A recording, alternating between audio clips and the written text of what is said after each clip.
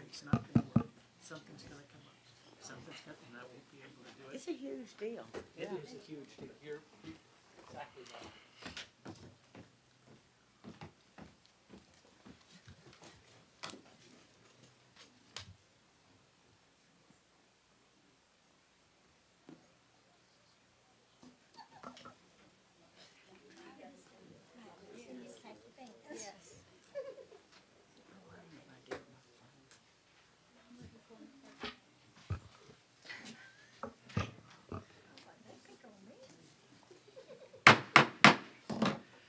Good afternoon and welcome to the Spalding County Board of Commissioners March 2nd workshop.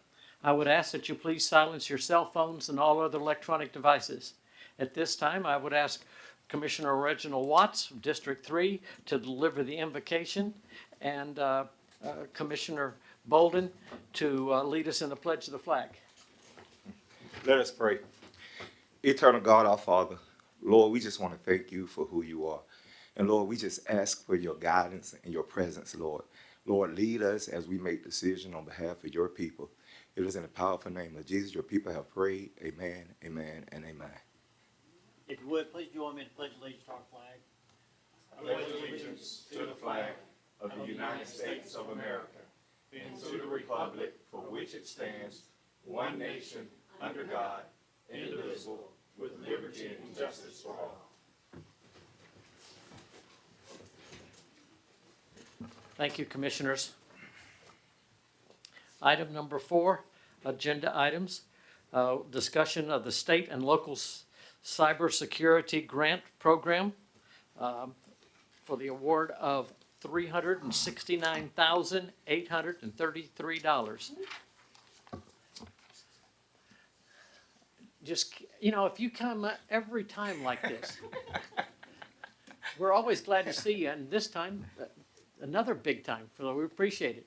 Absolutely. So while everybody's getting settled and everything, let me have an opportunity to tell you that I walked in on our wonderful grant writer, teaching, coaching, mentoring somebody from another county, one of our counterparts, to say how to do it. He said his county doesn't have the money to be able to do that, but he would like to take advantage. And I said, as long as he wasn't fishing in our pond, it was all good by me. So thank you, Larry. Absolutely. Good afternoon, Chair Davis, Commissioners, Dr. Ledbetter. Here to request the board's approval of a federal grant agreement that will allow Spalding County to modernize critical cybersecurity infrastructure, with most of it funded by the federal government. As you are aware, I believe I submitted this grant about a year ago. October, we had some Microsoft end-of-life issues coming up, both at the sheriff's office and also internally with some of our security appliances. And so this grant will allow us to replace all of those devices. The FY23 State and Local Cybersecurity Grant Program is a federally funded program through GEMA. It exists specifically to help local governments manage and reduce cybersecurity risk. Spalding County has been awarded a sub-award through GEMA in the amount of $369,833.75. This grant will fund 3 core components: replacement of 80 mobile data terminals in the sheriff's office, replacement of end-of-life network security appliances, and transition from our traditional network architecture to a secure access service edge. The grant operates on an 80-20 cost share structure. The federal grant will cover $295,867, with the county responsible for a 20% match of $73,966 as specified in the grant agreement. It's a reimbursement-based grant. The county will incur the cost and then submit the payment request with the documentation to GEMA, who will reimburse us. I request approval of the FY23 State and Local Cybersecurity Grant Program. I'm happy to take any questions right now. Where's the match coming from? Larry, there's always seems to be, I'm sorry. Did you have a motion? No, she had a question. No, I had a question. I'm sorry. I said, where is the match coming from? It will come from the general fund, specifically from the IT department and the sheriff's department. The majority of this will be sheriff's department funding because of the 83 computer terminals that the sheriff will be replacing. So, just trying to understand, this is a fiscal year 26 item. That's when we have received those funds, yes, but the grant was actually written fiscal year 23, But 2025. it was written in 25, it's funding that was made available FY '23. Sorry, correct. So I'm just, I guess my other question is, was that money budgeted in the sheriff's budget? I mean, I heard you said general fund, Yes, but ma'am. I'm just trying to understand. And the point that I'm making here is that part of what we talked about last year is that there is always a challenge for the grants department to be able to seek grants when they don't know where the match is gonna come from. So that's why I'm asking these pointed questions about where the match is gonna come from. Yes, ma'am. There are funds available for this. Was it budgeted specifically? I do believe that there was funding that was set aside, carried forward, understanding that this grant was a possibility. But as you indicated, grants at times, especially now, have become a possibility and not an actual guarantee. And when we set monies aside for grants, we do so understanding that there is only a possibility, not a probability of us getting those. So we do have to use management thought and management understanding, having conversation with Larry to understand what the probability of us being awarded those grants. This was a long shot for us, but there were money set aside from fiscal year 25 to fiscal year 26 for these funds. And we do have the monies available in the budget for making the match of $75,000, of which the majority of this will come from the sheriff's department. You know, that was just the longest political answer that you could give me. I've got the money. Just yes, ma'am. say, yeah, okay. Larry, any other stipulations in this? So everybody knows, when somebody gives us money, if you look in the administrative requirements go along with it, some of those are pretty sticky, and we don't want to get caught in them. Anything in there? No, the biggest part is that this is a federal pass-through grant, so it's FEMA giving money to GEMA. The 80-20 is generally a standard federal to agency match. The one thing that, once we were notified that we received it, is we went back, because I believe the sheriff's office may have come to the board requesting these funds in advance, because with the change in federal administration, this grant kind of got put on hold, and this was an October end of life, so those devices were going to be no good beginning October. And so I believe they paid for them. We are able to get reimbursed for those expenses. That's generally not how federal grants work. They don't want you to spend any money before you sign the grant agreement. GEMA has confirmed we have already paid for those. We will get that money back. And then I believe Mr. Wyndham is working on something now that we have not paid for yet, so we will be completely reimbursed for those expenditures. Okay. All right. Any other questions of? Is there a cybersecurity threat within the 911 department? I mean, because we're saying IT and we're saying the sheriff's department, are they not? We wrote for a specific threat, so we could have written for anything. This was a threat because we would no longer receive support from Microsoft for the versions that we were using. Okay. And so that's what we wrote for this particular one. It come up next year, there may be another threat, but this was the immediate threat. Okay. Thank you. Mr. Chairman, there are a lot of specific reporting requirements, which Mr. Wallace is completely capable of meeting, and also procurement requirements that we will have to be careful of, and also records retention requirements. But they're not, they're typical for federal grants, and it is approved as a form. Okay, thank you. Anything else? Okay, thank you, Larry. We appreciate it. Keep coming back with money like that. Sure. Item number 2, no through trucks permit requirement discussion. This time, I'd like to ask the county attorney, Ms. Stephanie Wyndham, and code enforcement Luke Fletcher for this discussion. Hope you can share information with us. And Director Imberger as well. And Director Imberger. All right, who would like to go first? I will be glad to. Thank you, Mr. Chairman and Commissioners. These ordinance changes are being suggested. I can sum these up in 3 topics.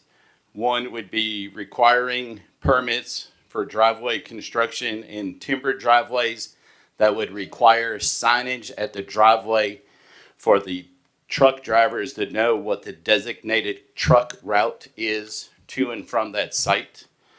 Number 2, establishing approved truck routes throughout the county. There would be 46 of them. They are currently listed in the paperwork.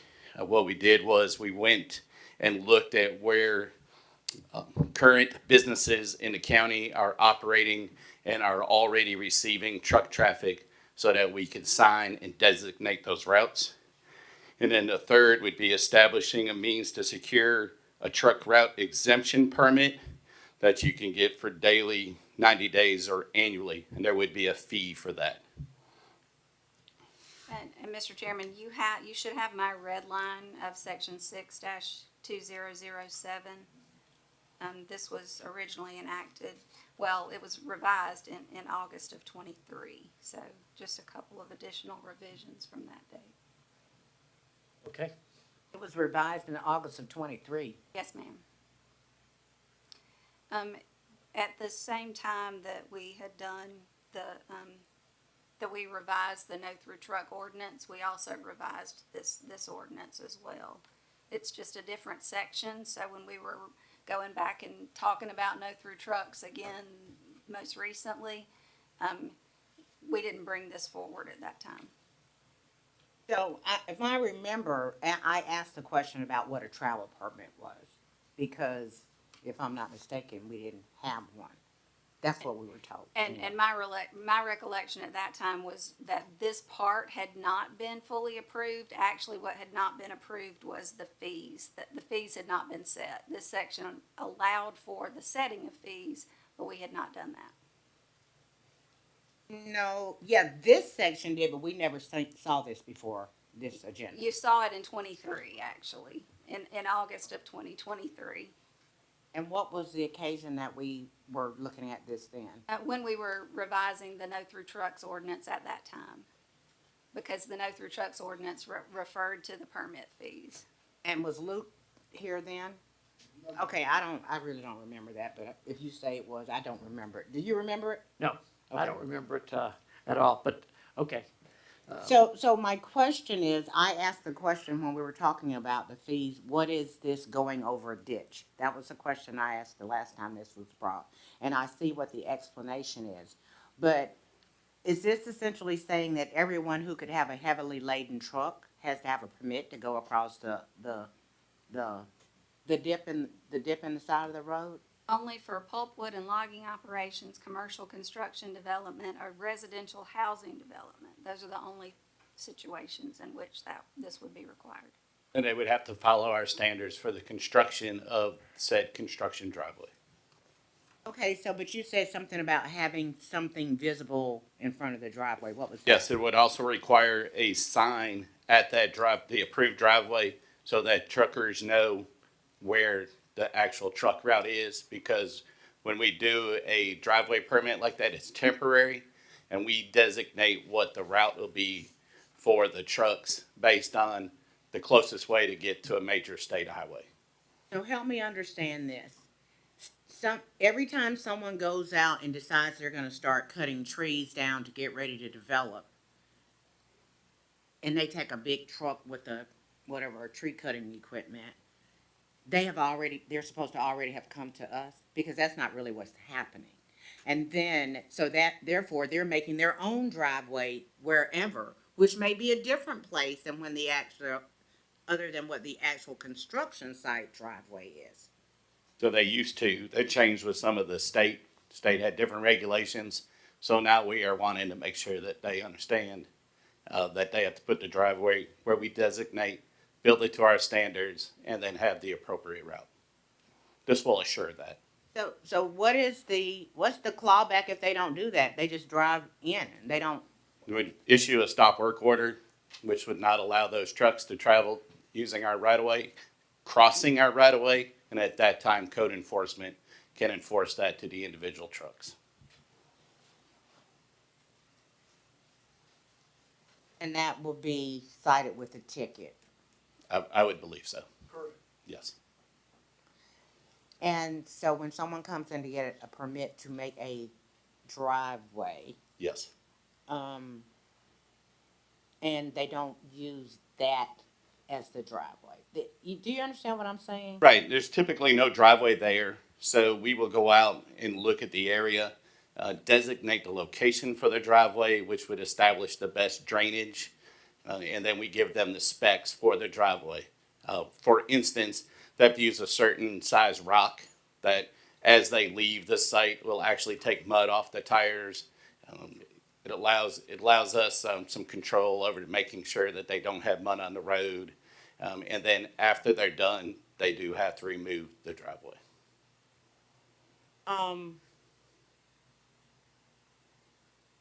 So it's also gonna be whatever, when they do the driveway is gonna be heavy enough for those pieces of equipment to go across it? Yes, that's Okay. correct. It's in our specs. Okay, Yes.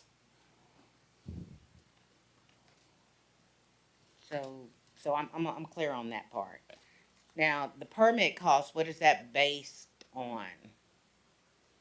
That was based on what it costs to actually, like the sign, we looked at what our cost was to make the sign. And then the other costs, the other permits, was just based on what appeared to be reasonable in reference to operating a truck on that particular route. So, and this is not a challenge, but don't we generally try to look at what it actually costs to do the permit, how many person hours it is, Right. and what kind of equipment?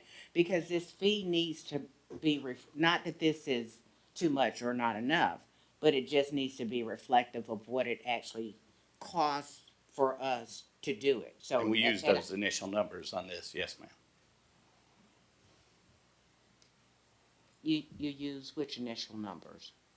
We calculated what it costs to make a sign and or the administration to actually issue the permit. We also looked at times for inspections, what it would take to go out there as well.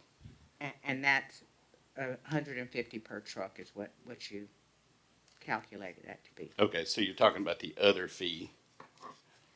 Right. Yeah, it's $175 for the driveways. Yeah, the permit cost is $175 with additional driveway signs at $50. Right. My bottom line is that, going to what Commissioner Flowers Taylor, this is revenue neutral for you. Correct. Okay, this is not, we're making money off of it, or we're losing money off of it. This is what you believe will make us revenue neutral to pay for the work you're doing to be able to get the permit. Correct. Okay, That's my concern, making sure that it's not costing us anything. that was my concern. Okay, all right.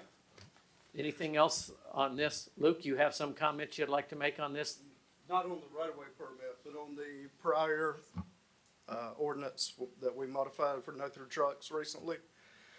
From my understanding, there's a line in there stating that has to be approved by the Georgia State Patrol. We're requesting that we strike that from the prior ordinance that was approved, I believe. Yeah, we're not November. sure where that came from, but we do want to revise that, to remove that. Okay. It's not a requirement. Is that an agenda item today? It's in the ordinance, but it wasn't highlighted on the presentation for this evening. At second reading, we will make sure that that's highlighted for It's you. already approved it's already fully approved. Oh, It's please been through forgive me. second reading, so it needs, It's we gonna need need to to do be a a first revision. and Yeah, we Okay, so not tonight. Correct. Okay. table that tonight. it's not on the It's agenda. not on there, Okay. just at the Okay. next meeting it should. That's Probably right, be. that's right. But Okay. thanks for catching that, because obviously we can't tell the state patrol what to do. Okay, thank you. Anything else from you, attorney? No, sir. Okay. Item number 3, consider the recommendation of the FY 2027 fee schedule from Parks and Leisure Service Advisory Commission. I recognize Director Kelly Carmichael for the discussion and ask Commissioner Flowers to share her thoughts on this request. Okay, thank you so much for the opportunity today. The Parks and Leisure Advisory Commission is making a recommendation to you today regarding the fiscal 2027 fee schedule. They assigned a work group with the task of reviewing fees related to Parks and Leisure Services facility rentals and general fees. In essence of time, I'm providing you with a brief description of changes seeking your approval.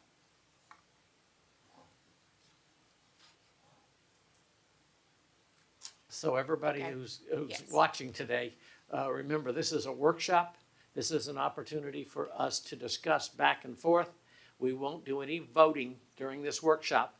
Tonight, most of these things will be for us to vote. That's correct. Thank you. So on pages 1 through 7, you'll see that there's a 2.7 increase in recommended rental fees. And this is based on cost push inflation and is rounded to the next dollar.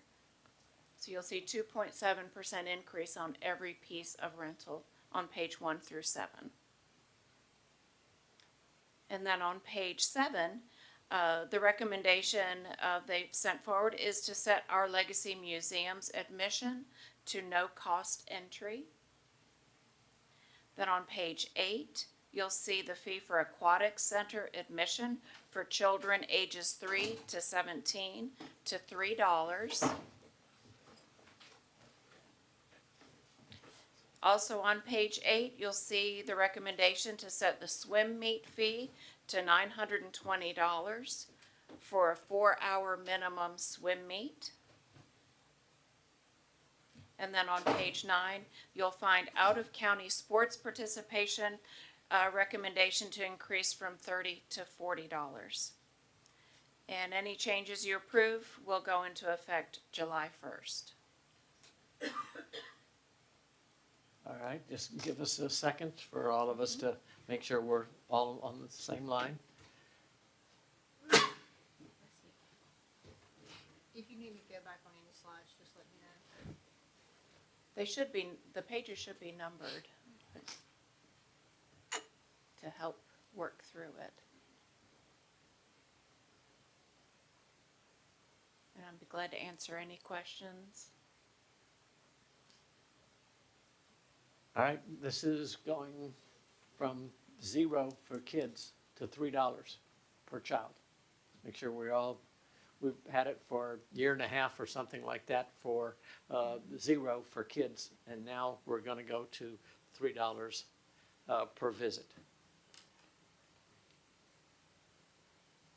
Okay? Any comments, Commissioner Flowers Taylor, from you're sitting on the plaque? Yeah, I'm having a brain fart here. Yeah, I'm pretty sure that's what we recommended. We felt like that, going into the 3rd year, it was time to start to let people know that it costs to use a facility. Some changes, we were charging people to come in just to bring their kids. That's not gonna happen under this.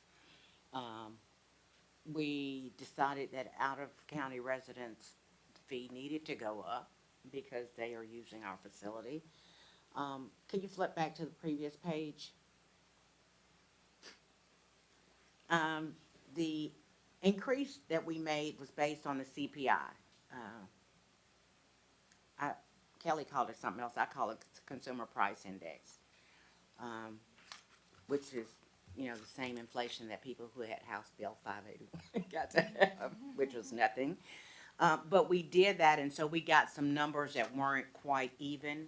But in some cases, when we rounded up, it was significant. So we just kind of left it at what that whole number was. Um, the museum. I was fortunate enough this past weekend. The decision at our board was not to charge anything going into the our legacy museum. And I've lived in Griffin on and off my entire life, and that is more than 70 years.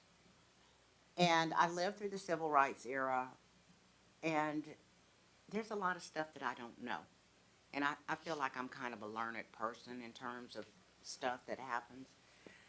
And the people who live in this county deserve to be able to know what the history of this county is.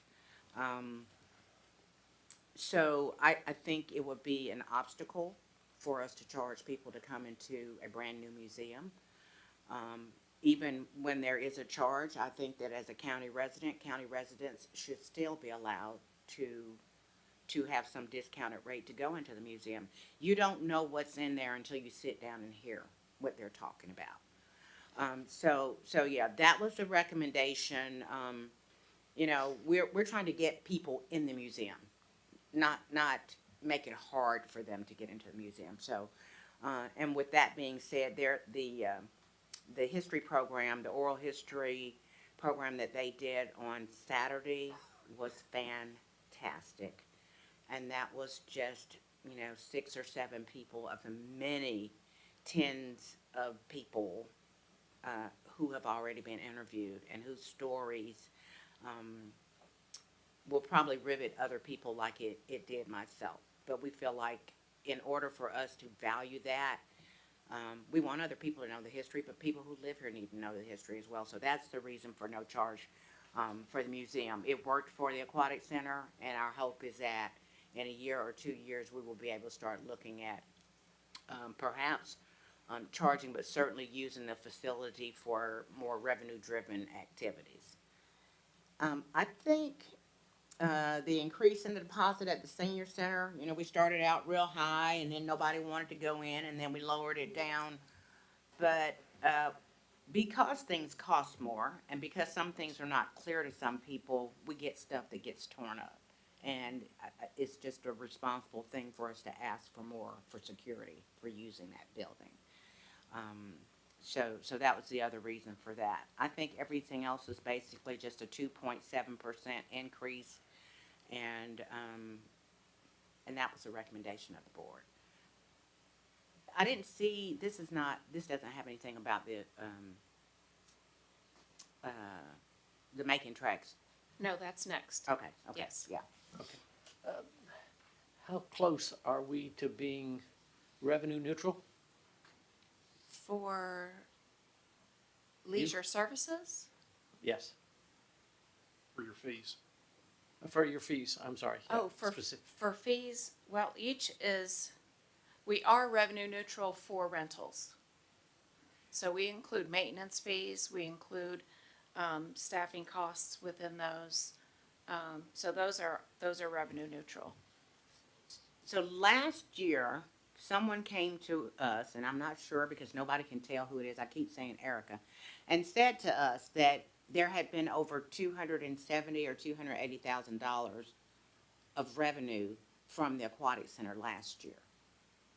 Do you remember that? Okay, I was trying to say that to the Leisure Services Board because one of the questions we asked was, being halfway throughout the year, where are our numbers? And based on the numbers that Leisure Services staff was able to provide to us, we're significantly lower. But apparently they don't have those numbers. So I was supposed to come back to you guys and ask. I think as a board, we haven't strategically sat down and looked at, when do we want this to be absolutely revenue neutral? Do we say we need it in 5 years? You know what I'm saying? So I think we have to be able to give Guidance. leisure services some direction on where we're wanting to be. We know the community that we live in, we know the demographics, and we know we can't just build something and charge what it costs to go to it in Stockbridge. But we still need to have a plan on how we're gonna get there if our goal is to be revenue neutral. And so, I mean, if things like that, we have a better opportunity of making it revenue neutral. But I think we just need a plan, a timeline for how we wanna see it, so that Leisure Services Board can come up with some plans for how to get us there, or some recommendations for how to get us there. Yeah, it starts with asking the question to begin with, and then we move to the plan, Absolutely. just like you said. Absolutely. I mean, we can keep saying that all day, but if we don't put some markers on it, we'll just be moving that same way every year. Yes. So a little food for thought, I've talked to many people on this subject, and our facility is specifically aquatic only. Many other aquatic centers have additional amenities, a fitness center, other amenities to which draws memberships to a facility to where there's options for different uses. So I think that's one of the challenges that we face is attracting members who have interests outside of aquatics. But I don't think we should be. I mean, I think that, I mean, we have lots of recreational options. Some of them aren't the greatest, but we have gyms and we have football fields and we have soccer fields. So, if you wanted to come to the aquatic center and walk while your child was swimming, no, that's not that's just my impression. That's not what that was for. And when we started talking about other aquatic activities, my thought process is, okay, we can do some therapeutic stuff. We can do some other different kinds of exercises. We can have some team sports associated with it that are leisure services Right. sports. But I think when we start trying to put a gym inside the aquatic center, that's recreating what we've already set up someplace. I just don't see that. If that is a thing, having something like that will be the reason we're not able to become revenue neutral. I will be surprised. I think there are a lot more water activities that we can ask them, water polo, adult, elder, children, baby swim classes. There's lots of aquatic options that we need to try to explore with the people that are managing our programs before we depend on someone coming there to play pickleball and swim. In my mind, I don't see why we built the aquatic center to do anything other than water activity. So if it comes down to, we can make money if we put a basketball goal out here, my hand gonna be up for no. Okay. Talking about the aquatic center, now we've had a 3 years order of magnitude. What's your estimation on what that's gonna look like, supplementing it this coming year? It will be virtually the same amount of supplement for this year. Just doing the back of the napkin review, we need 305 adults to visit the aquatic center 365 every day for 365 days a year to become revenue neutral. Recognizing that we don't have that level of entry at this point, there will be a requirement to supplement that for this year as well. Is it going down because of the $3 with kids and stuff like that? I don't believe that it will go down, and the reason that I don't believe that it will is because of what Commissioner Flowers Taylor indicated. If we're not charging the adults to bring their kids in because the adults are sitting in the bleachers, but we're in turn charging the kids for coming, that seems to be a wash. So I don't see that is going to be a negative impact. But my question back to Kelly would be, what is our daily gate number for entry into the aquatic center? I don't have the daily on me, but I know we had, last calendar year, 30,158 check-ins. And at 30,100 check-ins, we are rough order of magnitude 70,000 people short for becoming revenue neutral. Okay. And that's for that reason. There's just some stuff that you're never going to find that's gonna be revenue neutral. It's a service we're providing. I mean, and it's services- recreation, but yeah, does the community want it? Yes, of course. Someone told me yesterday in church, oh my God, I'm doing my physical therapy there. Like I had something to do with that. But yeah, I mean, you know, that's our job, is to look at these different things and see if there are ways that we can not spend money and still make them happen. So, you know, that's what we gotta do. And I liken it to also the way we view soccer facility, baseball facilities. We have 2 baseball facilities, our gym facilities. This is part of health and wellness of our community. I know it's easy for us to look at it as a separate thing because it's our most recent project, but those swimmers sat dormant waiting, and that's like telling baseball players you can't play baseball, soccer you can't play soccer. I mean, it's, you know, it's all encompassing with regards to youth development, family health, well-being, therapeutics. Working with the school system to get our special needs kids into the pool, and that's coming this month. They'll be putting their toes in the water this month. So these are things that we would not be able to do without it. Okay, all right. Any other questions on this? All right, thank you, Director. Thank We you. appreciate it. Thank you. Item number 4, consider a new recommendation on motor coach fees from the Parks and Leisure Service Advisory Commission.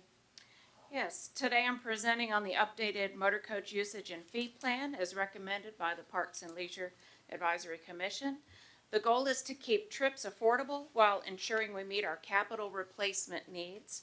The current flat sinking fund fee places too much cost on a small number of users, and this new approach distributes costs more fairly. I have sat down with the travel club president and shared this presentation with him, and we're very close with this recommendation. They also, just to keep you aware, they're now over 350 members, and they are insured, and their application is in process for incorporation in their 501c7 application. Thank you, Commissioner Dutton, for connecting them with your with a contact there. I'm pretty partial. She's pretty great at it. So moving on to the next slide. Okay, so there are several types of users: the travel club, county programs, and official travel. We separate fixed costs like maintenance, insurance, and the sinking fund from variable costs such as mileage, fuel, and driver hours. I'm doing an abbreviated, in essence of time. Okay, I think we can stay with you. Go Great. ahead. A reasonable operating capacity for a public motor coach is about 200 travel days per year, and this accounts for driver hours in 1 day of travel, maintenance, inspections, weather, illness, etc. So it's very reasonable for us to think our capacity is 200 travel days per year. Macon Tracks Travel Club and Leisure Services plan 110 travel days in 2026 with approved staff. Only half of that capacity. The old model placed the entire 52,500 of the sinking fund on these 2 users, which was not equitable when you look at our capacity. Next slide. Oh, yeah. Yes, that's it. Trips now contribute $185 per day plus 40 cents per mile, generating an estimated $29,150 toward the sinking fund, aligned with actual usage. This is the recommendation.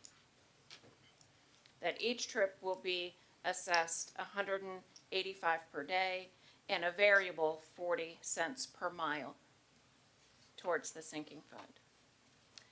Okay, next slide. The sinking fund allocation is 70% by day, 30% by miles. This reduces the burden on short and regional trips and makes it more equitable. It's basically a hybrid approach. Next slide. So with an updated calculator, I did some comparisons to, for example, their trip to Wetumpka. Macon Tracks Travel Club charged they were charged $7.44 or $18.60 per person with 40 passengers. The new calculator would figure the trip at $1,055 or $26.38 per person with 40 passengers. It's not too far off. And the next slide, LJ is a very popular trip and a typical day trip.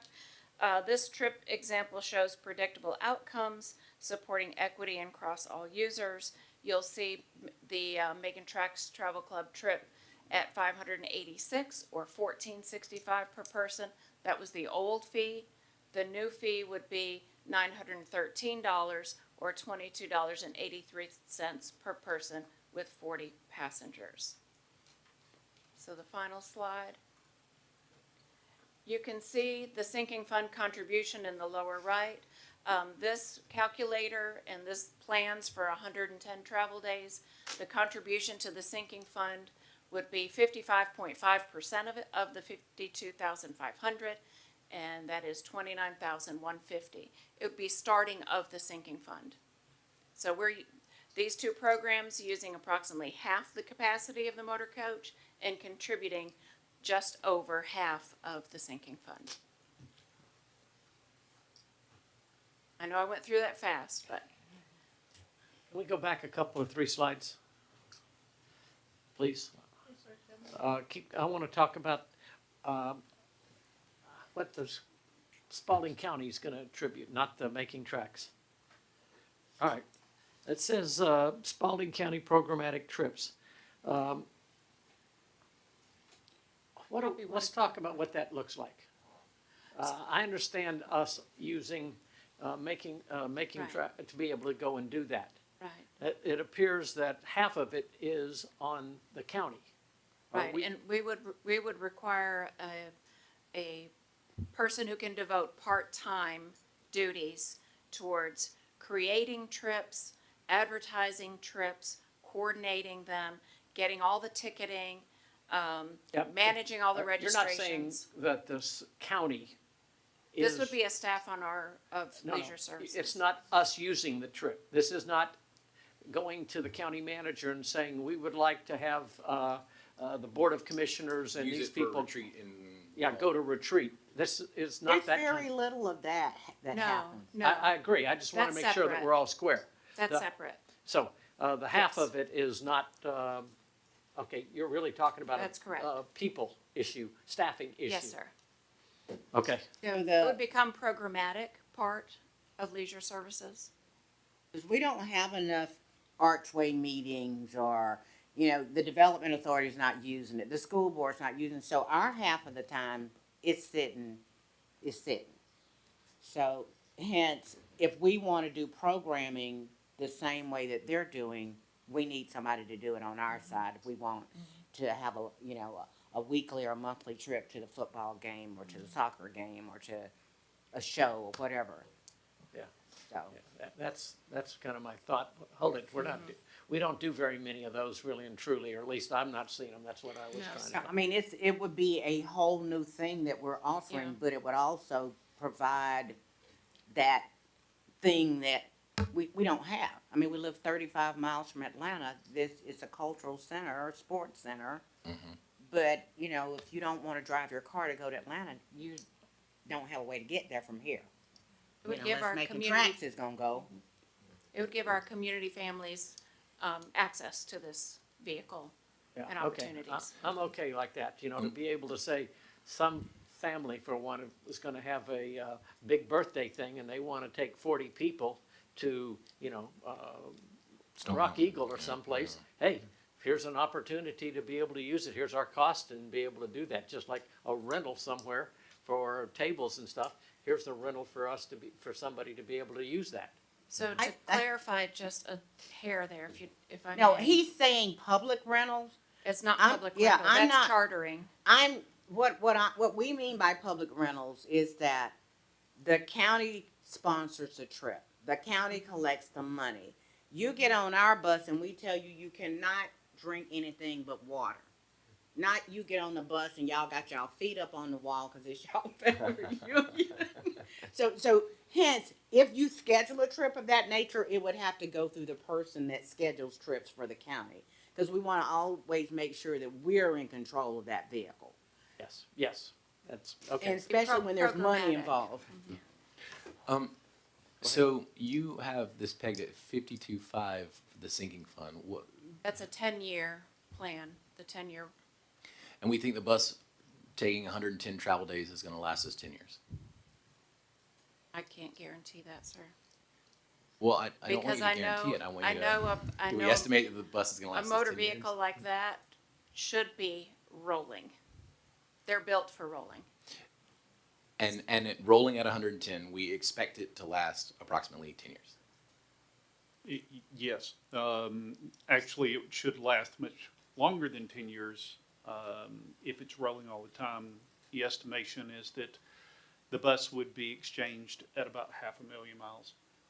That's where the bus starts having some challenges and the cost of ownership falls apart per all the models that we've run.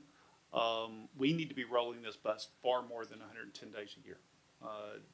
These types of this type of equipment actually works better the more it runs. More, yeah, sure.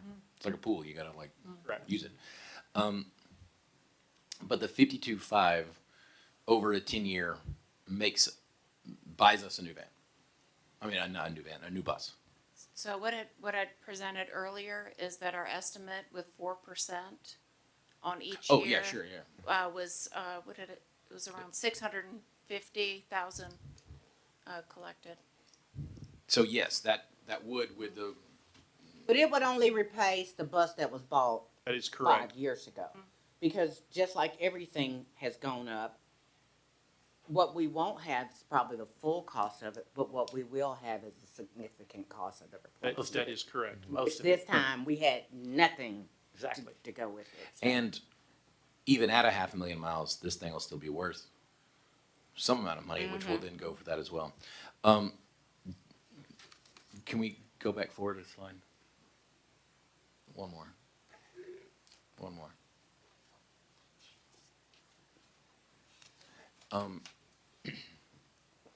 So, but we're even at the 110 travel days.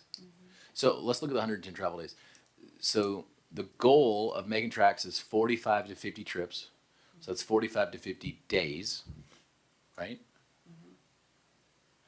I struggled with that as well because the numbers doesn't work, but can you go Some back? trips are, if they're Some- overnight, Some Yeah. and a trips lot are of them are, multi-day. they're more than one day. Okay. So So some of that's- those are multi-day. Correct. Yes, sir. Do we know how many estimated are multi-day? I mean, is half of those multi-day? No. So that's really a 70 to 75? If they're 45 to 50 trips, they better be multi-days every time to get to 110. Well, No. the next box there has programmatic trips at 45 to 50.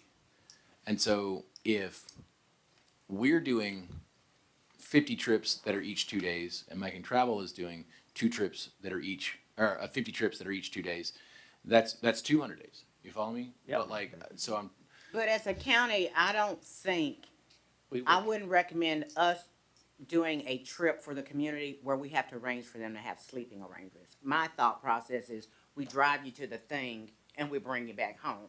Not I you agree. get to sleep somewhere and you're overnight. So as a county, I just don't feel like No, I that's agree. an area I that we agree. need to even be involved in. I, Day trip, you know. We've had a couple of conversations, Kelly and I have, about these trips. You know, remember, you've got a couple of trips a year that we get down to Tampa or we get down to Cape Canaveral and we take people and afford them the opportunity to take a cruise. That has been a part of is that Spalding County or is that Making Travel? it. That's Making it's Tracks. Making Tracks. Okay. Spalding County hasn't been doing anything. Correct. We We've have not been doing it. We took them on those journeys. And one of the conversations that I had with Kelly was, it would be great if we had more than one team that was going, or one group of passengers who were actually going down to Cape Canaveral or Tampa and going out for a cruise. That way you could take a group down, come back, pick a group in, and then you could do an exchange during the summer of people going down and taking cruises, going on vacation and really enjoying life. that affords the bus to roll, but it also affords the opportunity for us to actually take more advantage of keeping that bus moving. And the more we keep it moving, the better off we are.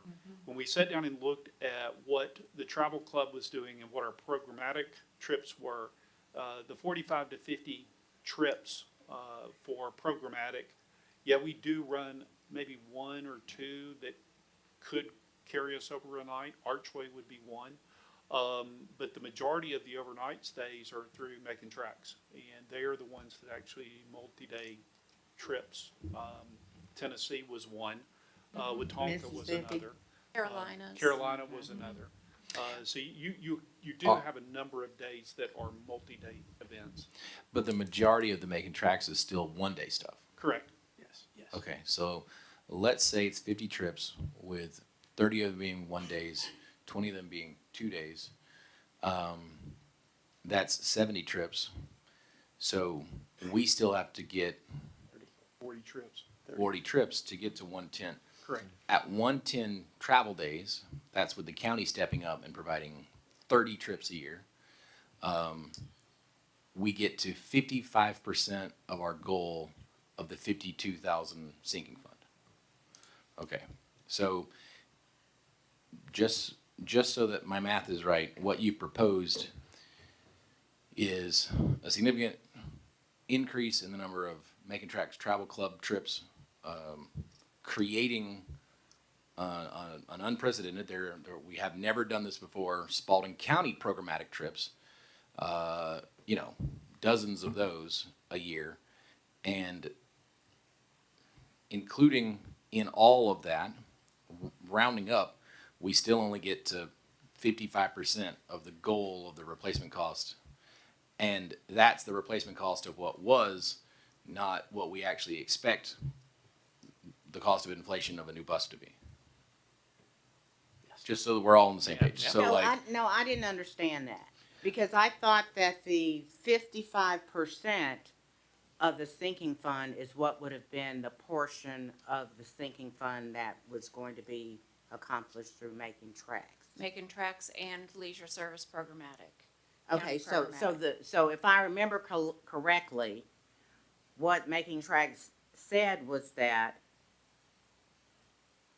you, as a board, we've not collected a penny the 4 years that we've had Big Blue.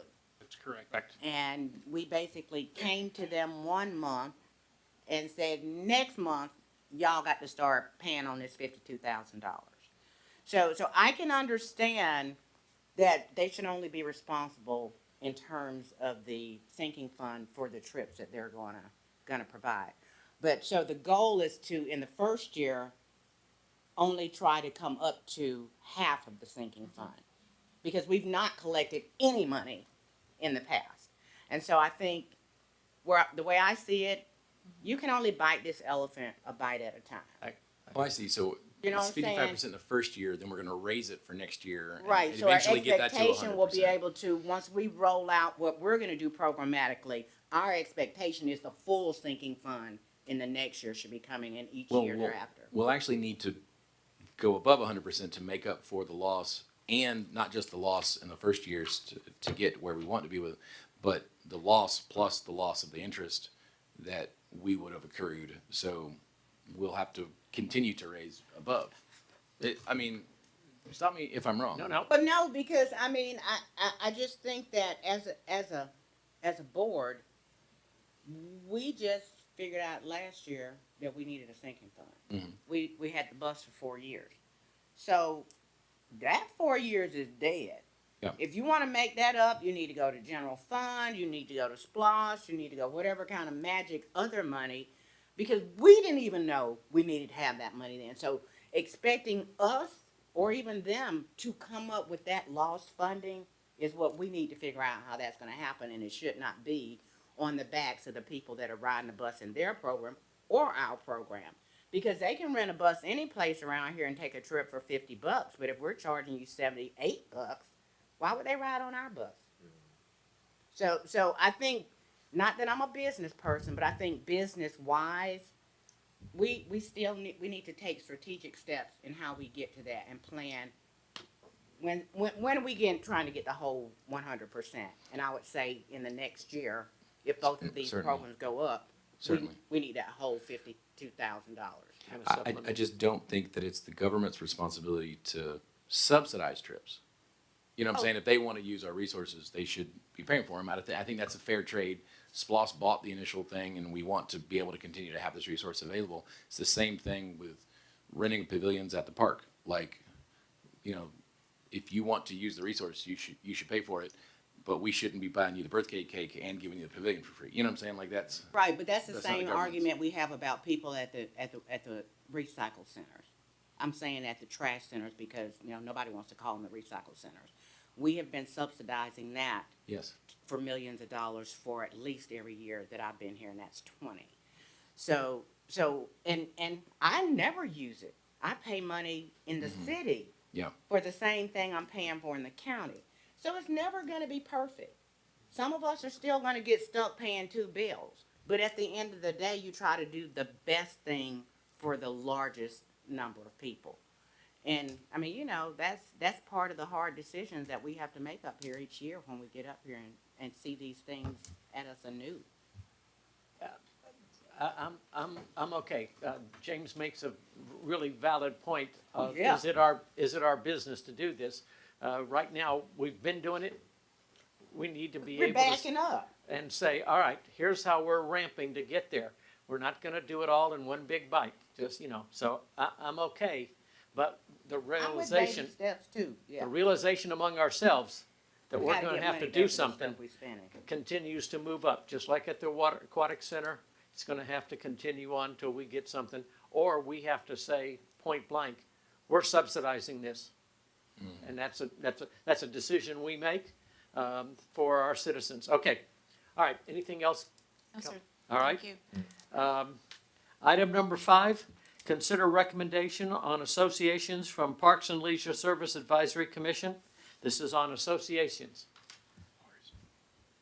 Morning, Robin. Morris, I'm sorry. Good afternoon. Afternoon. Afternoon, Horace. Yeah, excuse me, first and second time wrong. Okay. It has been requested that associations be recommended on an annual basis to the Board of Commissioners. The Parks and Leisure Service Advisory Commissioners have reviewed the status of the following sports associations: Griffin Gators Swim Associations, Spalding County Athletic Associations, baseball, softball, Spalding United Basketball Associations, Griffin Youth Soccer Associations, Spalding County Pickleball Associations. They are recommending that Parks and Leisure Service continue working with these organizations throughout the calendar year of 2026. Each association continue to invest in its programs through volunteer support and maintenance efforts, facility upkeep, and infrastructure improvements. Collectively, these organizations contribute over 50,000 volunteer hours, representing a value of more than $1 billion, and several more than 2,000 children who are participating in our sports program.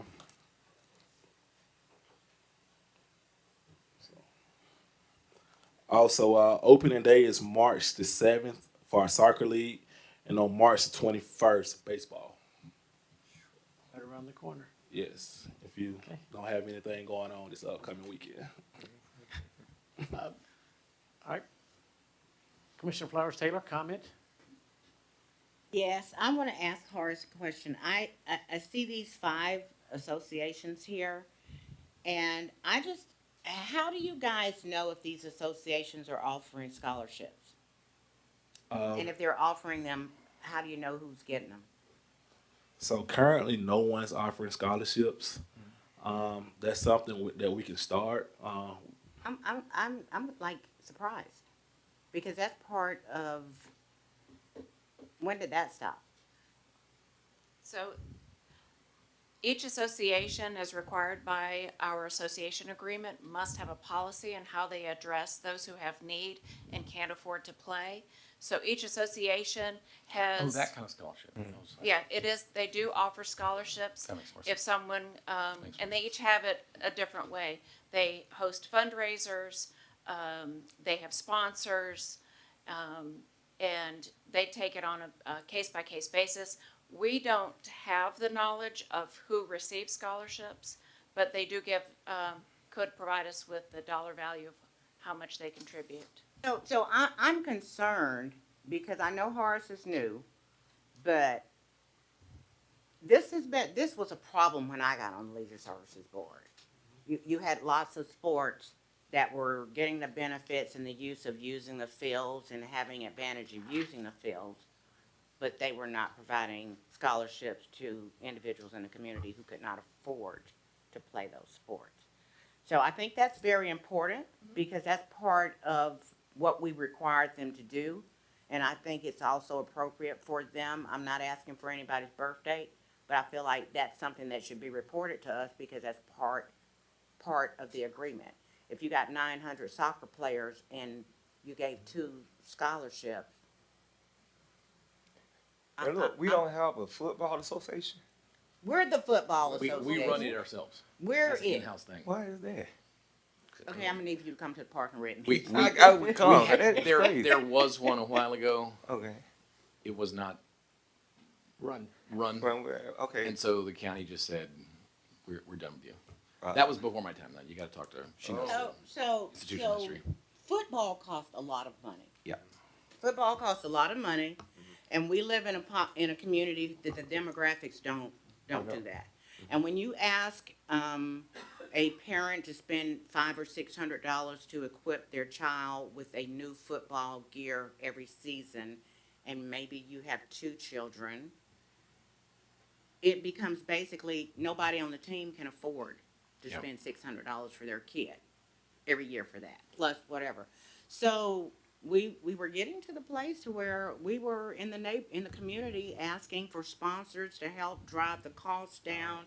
And I don't know what they're doing now, but I remember multiple years that we tried to even incentivize the community, offering people a chance to have a free pavilion if they sponsored a team for a year because it was really hard. So that's how we ended up doing it. We had equipment from the olden days, and we've just pulled it together because we have so many.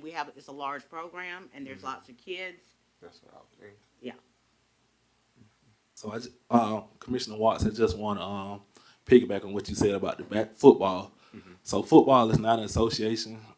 We run the football organization, so I'm able to speak more into that. Okay. We do have $7,000 in scholarship that we were awarded through sponsorship through people and organizations. So we do have $7,000 in the bank for that.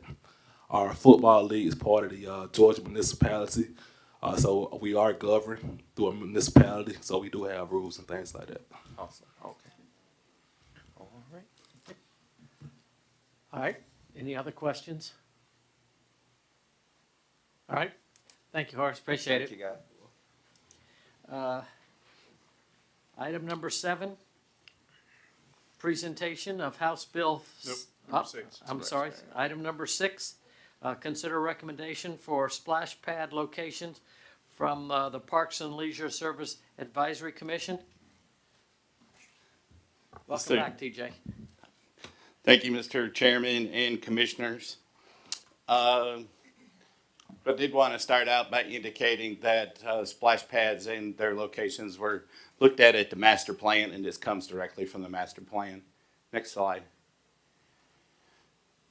The timeline is 2 slides. This indicates where we started, or where the board started in 2024 by budgeting for 3 splash pads in the CWP. The Board of Commissioners, about a year after that, goes ahead and adds 2 locations for the bidding process to bid out 3 splash pads. We updated plaque on that information after those bids were received, and the plaque had some additional information and recommendations they wanted to come before this board.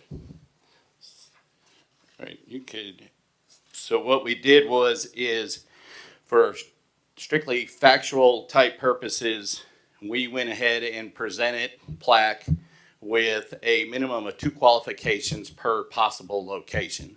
One of those was it had to have an outdoor restroom, and the second was it had to have a parking lot. So we made several slides up for them to consider. Those are in here, but I would like to skip to the second to last slide, which is the round circles. So we did a pros and cons for them, and then one more, maybe two more, one more. Okay, we did a pros and cons for them and presented strictly facts. We then went ahead and interpreted that data, or changed the data from pros and cons to actual data and actual numbers. As you can see here, green would be a pro and cons would be a red, so that we could illustrate pros and cons for each of the locations presented to PLAC. They use this information to determine a recommendation for 2 locations. Next slide. And those 2 locations were Upper Fairmont, this is where the playground and restroom area is, and Upper City Park, and that is where the gym is, and the restroom concessions next to the skateboard park, more specifically, the area that's shared for the Christmas festival. It was, so this is what you're calling Upper Fairmont is actually down the hill from Fairmont, right? That's the east side. Yes, that's correct. Yes, sir. Going east. When we were talking about Fairmont back in 2024, the area that we had identified was on the other side of Fairmont Park. So it would be attached to and surrounded by a fence, so that you'd have to go through the community center and gym there to enter. Was that not looked at by PLAC? In Fairmont, the site that you recommended was next to the garden, the community garden, and that was considered by PLAC. No, it was. Okay. It wasn't. It was.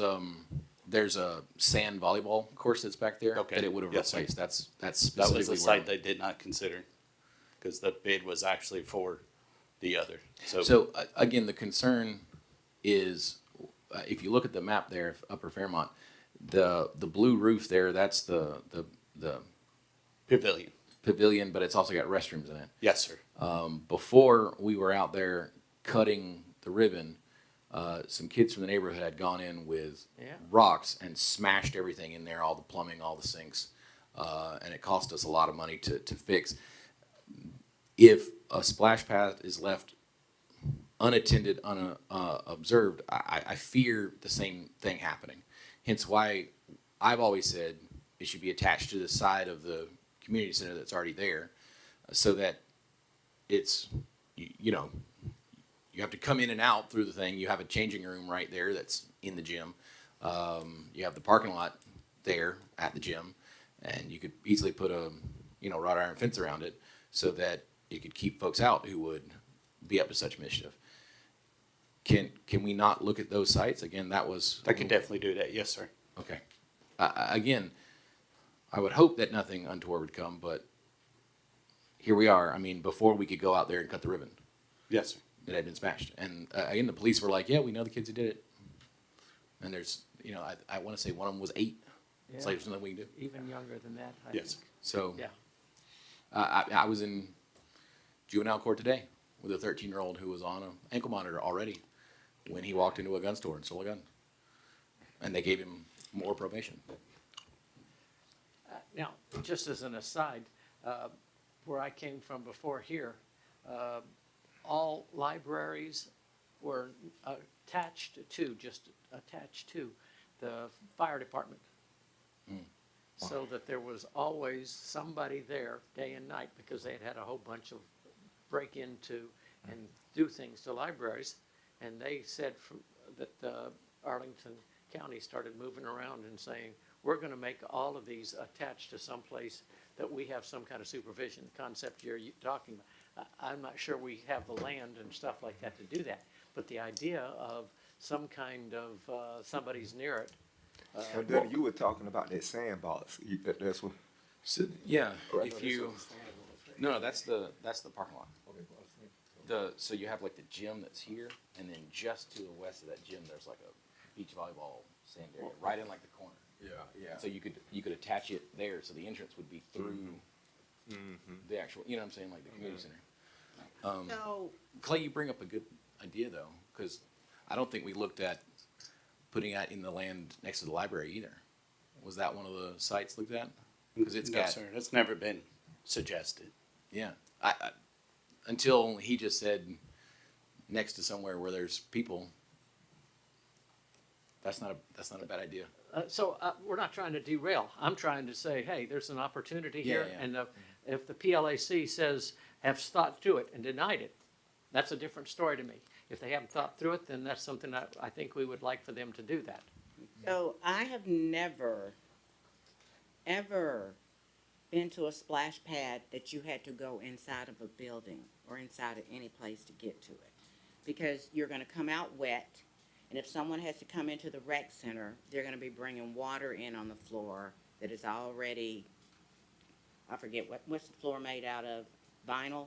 It's vinyl tile at that Okay. facility. So and if the rec center, if it's 2 o'clock in the morning and it's hot, the rec center is closed. If I don't got air conditioning in my house and me and my children wanna go out and sit by the water, walk through the water, I can't do it. So I'm saying all this to say I get it. Every center that we've opened, every park that we've opened has been vandalized. Nearly every park that we've opened, new, has been vandalized. And what I was told, because I wanted to lock all the restroom doors, is that people just, it happens with every new place we open. We're expecting that there's gonna be some vandalism. And I think that it's sad, but I also think that for those individuals who use the facilities and use them well, they should not be punished because somebody doesn't know how to not throw glass or not throw toys in some facility. I agree that, I think it needs some kind of railing or whatever around it. I don't think you should just be able to run up on it and run across it while someone's there. Maybe there should be some kind of entryway. But I just don't think the idea of, because I would have to say, why would you go in a building to go and get wet and then you gotta come back out through the building? That's not gonna work. This, other than the one in Zebulon, the ones that I've taken my kids to, you have to go through them. I mean, like, the one in High Falls, I guess you go through like a gated pavilion to get in. You know what I'm saying? So I guess you're not technically inside somewhere, but there's like an attendant and stuff. So we went to look at the one at Henry County, and we went to look at the one at Pike, and neither of those were attached to anything. I mean, that's part of the beauty of having a splash pad, is that you don't have to do anything formally. You just show up, and when you walk in, the machine comes on after you pass it and you get wet. So yeah, I don't disagree with you. We do have some people who do bad stuff. But, we're also probably gonna have some people to do some bad stuff in the aquatic center too. Commissioner Flowerstead brings up two things I wanted to ask about. All of our stuff is closed at night, right? Like it's sundown, or is there a specific? There's some specific, Airport Road is open 24 hours a day. Okay. Yeah, that's one that comes to mind right away. What about Fairmont and City Park? Fairmont is open. There's 24 no hours. gate. We have no entry gates or control gates at any of our facilities. So I know that the police have told me to leave City Park after sundown. Correct. Well, it's I mean, 10 when I was p.m. there is after what's sundown. posted. So is there such posted hours at Fairmont? They should be, yes. They're posted at all of our facilities. Okay, so Right. I'm just, if we want to change that, that's one thing, but no one's going to be able to come after those times, and even if it is hot in the middle of the night, and hang out at our splash pads, right? Not as it's currently posted. Okay. The splash pads themselves, what are we logistically looking at? I've seen them that are like kiddie pools, and I've seen them that are just a piece of concrete with squirting stuff and. Would be concrete so that we did not have to have a lifeguard. Okay, I'm just making sure that Correct. I didn't misunderstand. There isn't going to be any kind of standing water. It's just going to be. Correct. Any standing water would require a lifeguard, so we would not want that. Is there a way to, I know the one in Zebulon, once it's Labor Day and they turn it on, it's on during the day and it's off at night. Is there a way, but even if there's nobody there, it just keeps sending the stuff through? It's a push button. Okay, so we've got, You okay. push a button and it goes on for the time that you set, and it automatically shuts off after Okay. the time. That's what I was gonna ask. Is You there like have a to timer? manually, physically turn it on. Okay. That's good. That's good. My only problem with this setup here is it's too centralized. I think I'm okay with either location, but there needs to be something more down, that's Orchard Hill, Sunnyside, I agree. Tice Park. I mean, it's just too centralized. I've just pulled it up on the map and it's like 1.9 miles apart. Yeah. So I could Well- go to this one today and walk to the other one tomorrow. I mean, it's just too, just in my opinion. Well, back when Commissioner Johnson was still on the board, we were talking about doing 3. And the idea was the Aquatic Center, Fairmont Park, and then somewhere on the west side. Carver. So Carver or Tias or somewhere like that. And it looks like Carver, based on the needs of the sheriff's department, is probably out, sadly. But Fairmont, City Park, Aquatic Center, these places, that would sort of disperse it a bit, if that makes sense. No, I agree, Commissioner Weldon. So, I agree with Ryan. I mean, I made my mind up, whatever we decide, I'm fine with it, because this has been like 2.5 years. Right. And Longer every than that, 6 longer months than that that. we wait, the price of this thing goes up another $300,000. Whoa. So, yeah. What is the price tag that we're looking at? So the bids, we bidded out 3. The one that was designed at City Park was, it's on page 2 or 3, but it was about $647,000 For the one? for one. That does not include site work and doesn't include benches or shade or picnic tables, trash cans. Just, And- that's the cost of stuff that we can't do in-house. All the benches and shade stuff we can do in-house though, right? Correct, but it doesn't The site include work. purchasing them. Sure. Right, yes, sir. Holy And then cow. at the time that we brought that here from Plaque, this board then asked for bids for 2 other locations, which was just a single spray out, like a mushroom or a bucket, and then some stuff out of the ground. And they priced out at about $350,000, not including any site work. I'm in the wrong business, y'all. Right. So the big one would be close to $1 million. You're talking a pump, pipes, and concrete. It's $600,000, right. They would be actual filtration systems. like a pool. It'll be like a pool. That Yes. are like 10 grand. I used to own one. Yeah. All I could do is And bid when I it had to out. replace it, it was 3 grand. I just, We have very specific regulations that have to be followed when they bid it. well, again, when my office was 2 buildings away, we had them come in and price us elevators. And they came and they said, a brand new elevator is gonna be $110,000. We have to build the elevator shaft. And then the next month, we had that very same company come in and bid to fix one of the existing elevators, same height in the courthouse, and their bid to fix an existing elevator was $700,000. And we went, wait. So building this exact thing on the outside of a building and then building the walls around it is 110. Fixing a current one is 700. They go, well, yeah, it's the cost. And I went, no, it ain't, guys. No, it ain't. Try again. And they sheepishly went, oh crap, we're busted, and came back 6 months later and said, we will replace all the elevators and fix all of them and change the whole thing and update them, all 6 elevators for 400. And it was like, okay, now it's what we're talking about. And it just seems like maybe we've run into the same situation here, because there's just no way that can be a legitimate price for a couple of water features and a pump and there's like, I'd quit my job today and do that. Like, that's wild. That's like, there's no way that's close to a reasonable price. I'm not mad at you. I don't think that you've done anything wrong. I'm not frustrated at you at all. But like, that's There's no way that that's a legitimate price. We did receive 3 bids, and we did go through the Georgia procurement bidding system. Who did you receive bids from? One was, I don't have them all 3 because I wasn't prepared for that right now. Yeah. But they were splash pad companies. So just splash pad companies. That's one of them, but yes. Did any of our local pool companies know that they could bid? Did Nobody. any of our They- local everybody- construction companies know they could bid? Those were the bids we received. We Okay. received bids from 3. That was a statewide. It was properly published. One of the things that Hold on. You said properly published. What does that mean? was placed on Georgia Procurement Registry that went nationwide.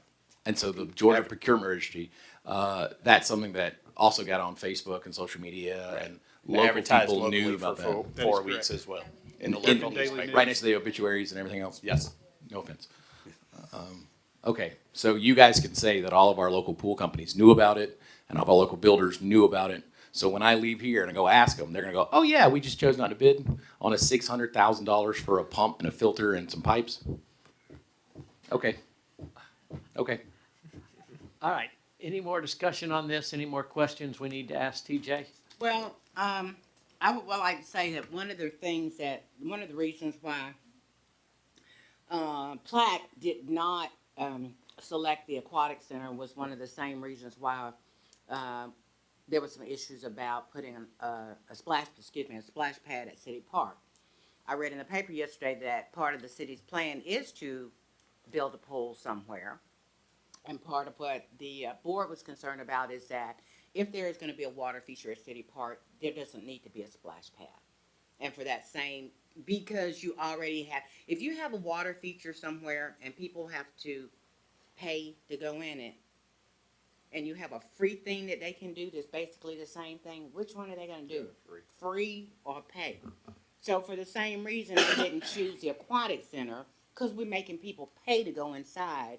We don't want to entice them to hang around and free outside of the building.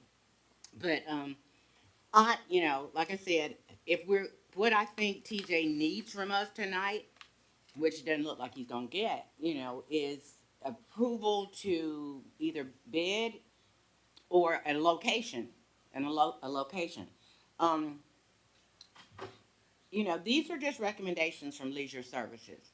If I were truthful, I would also say Orchard Hill or somewhere on the north side, even Dundee Lake or west Spalding County. I don't know of those places, and they weren't on the list.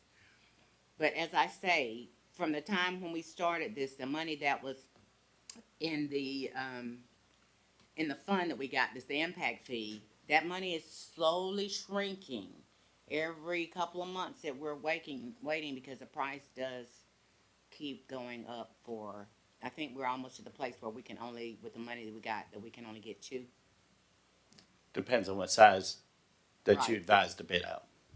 So, yeah, so we can basically go with water shooting out of the ground, or we can go with frills and in colors, that's where the big money is. But, for a community that has nothing, we just need to make a decision. I watch, every summer I get to go up, I got to Carver, and they basically run. If you're out there, they're spraying water and doing all that stuff to be next to the fire station. And what a great place before the sheriff that wanted to come in and claim some of that space would have been to be able to do that, because it's already set up to do it. They do it all the time, and the kids come and all that stuff. So, looking around and finding places that the kids or parents can get to that doesn't have anything is a big issue with me. Yeah. All right. Anything else, TJ? No, sir. All right, thank you. Oh, do we have something that we're supposed to be voting on tonight? I don't think we're ready for it. Item number 7, presentation of House Bill 758 by our wonderful tax commissioner.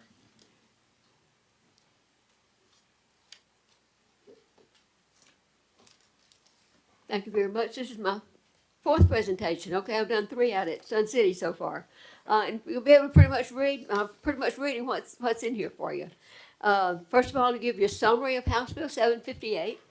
It was legislation that was introduced in the 2025 legislation session by Representative Karen Mathiak and Representative Beth Camp, and was signed into law by Governor Kemp on May 13th of 2025, after it was approved by the voters in November election. It provides a homestead exemption for Spalding County School District and ad valorem taxes for educational purposes for residents 65 years of age or older, and in three separate amounts. First of all, number one, 100% of the assessed value with an income cap of $25,000, and I'll get into income in just a moment. The next one is 50% of the assessed value with an income requirement between $25,000 and $53,000. Now, the third one is 25% of the assessed value with an income that exceeds $53,000. Okay. The exemption amount is based on a tiered exemption structure, and it depends on the homeowner's income. Next slide. Okay. There we are. It's based on the previous year. For 2026, the income would be the year of 2025. This is the first year, 2026, that this is available. It does include, because this has been a question, it does include Social Security and retirement income of both husband and wife. Other such income as a part-time job or funds received, if you take money out of a 401k and put it in your bank account, that's considered income. If you just keep it in your 401k, it isn't. And you put it in the checking account, proceeds, and like Karen Mathiak put this in, proceeds from a lottery win or something, but those would be included, all right. And of course, the maximum Social Security amount for 2026 is $99,648. And that figure changes every year. A couple of years ago, it was 91,000. Last year, it was 96,000 plus. I imagine it'll be over 100,000 in 2027. And the income is included in the three-tiered breakdown of 100%, the 50%, or 25%. Okay. So the incomes of 25,000 to 50, like that only comes in after that cap. Right. What that means, yes, if we can exclude Like everyone's everything Social Security in that is part not up to the 99,648, we exclude that, and anything above that that's counted as income goes into that different three tiers. So the first one, like 20, if that next amount is less than 25,000, they get 100% off on the school portion. Okay. So If the amount above that, Yes. above 99,000? Correct. And there are already people that qualify and other things for that. But yeah, that's true. So And as long as my total income is less than 124, I get the something 100% like that. exemption. Something like that, yeah. All the Fair. things that we count, yes, that would count in that. Okay. That's possible. Because when I read this, I didn't know that there was. I thought it was just 25,000 and then 50,000. I was like, No.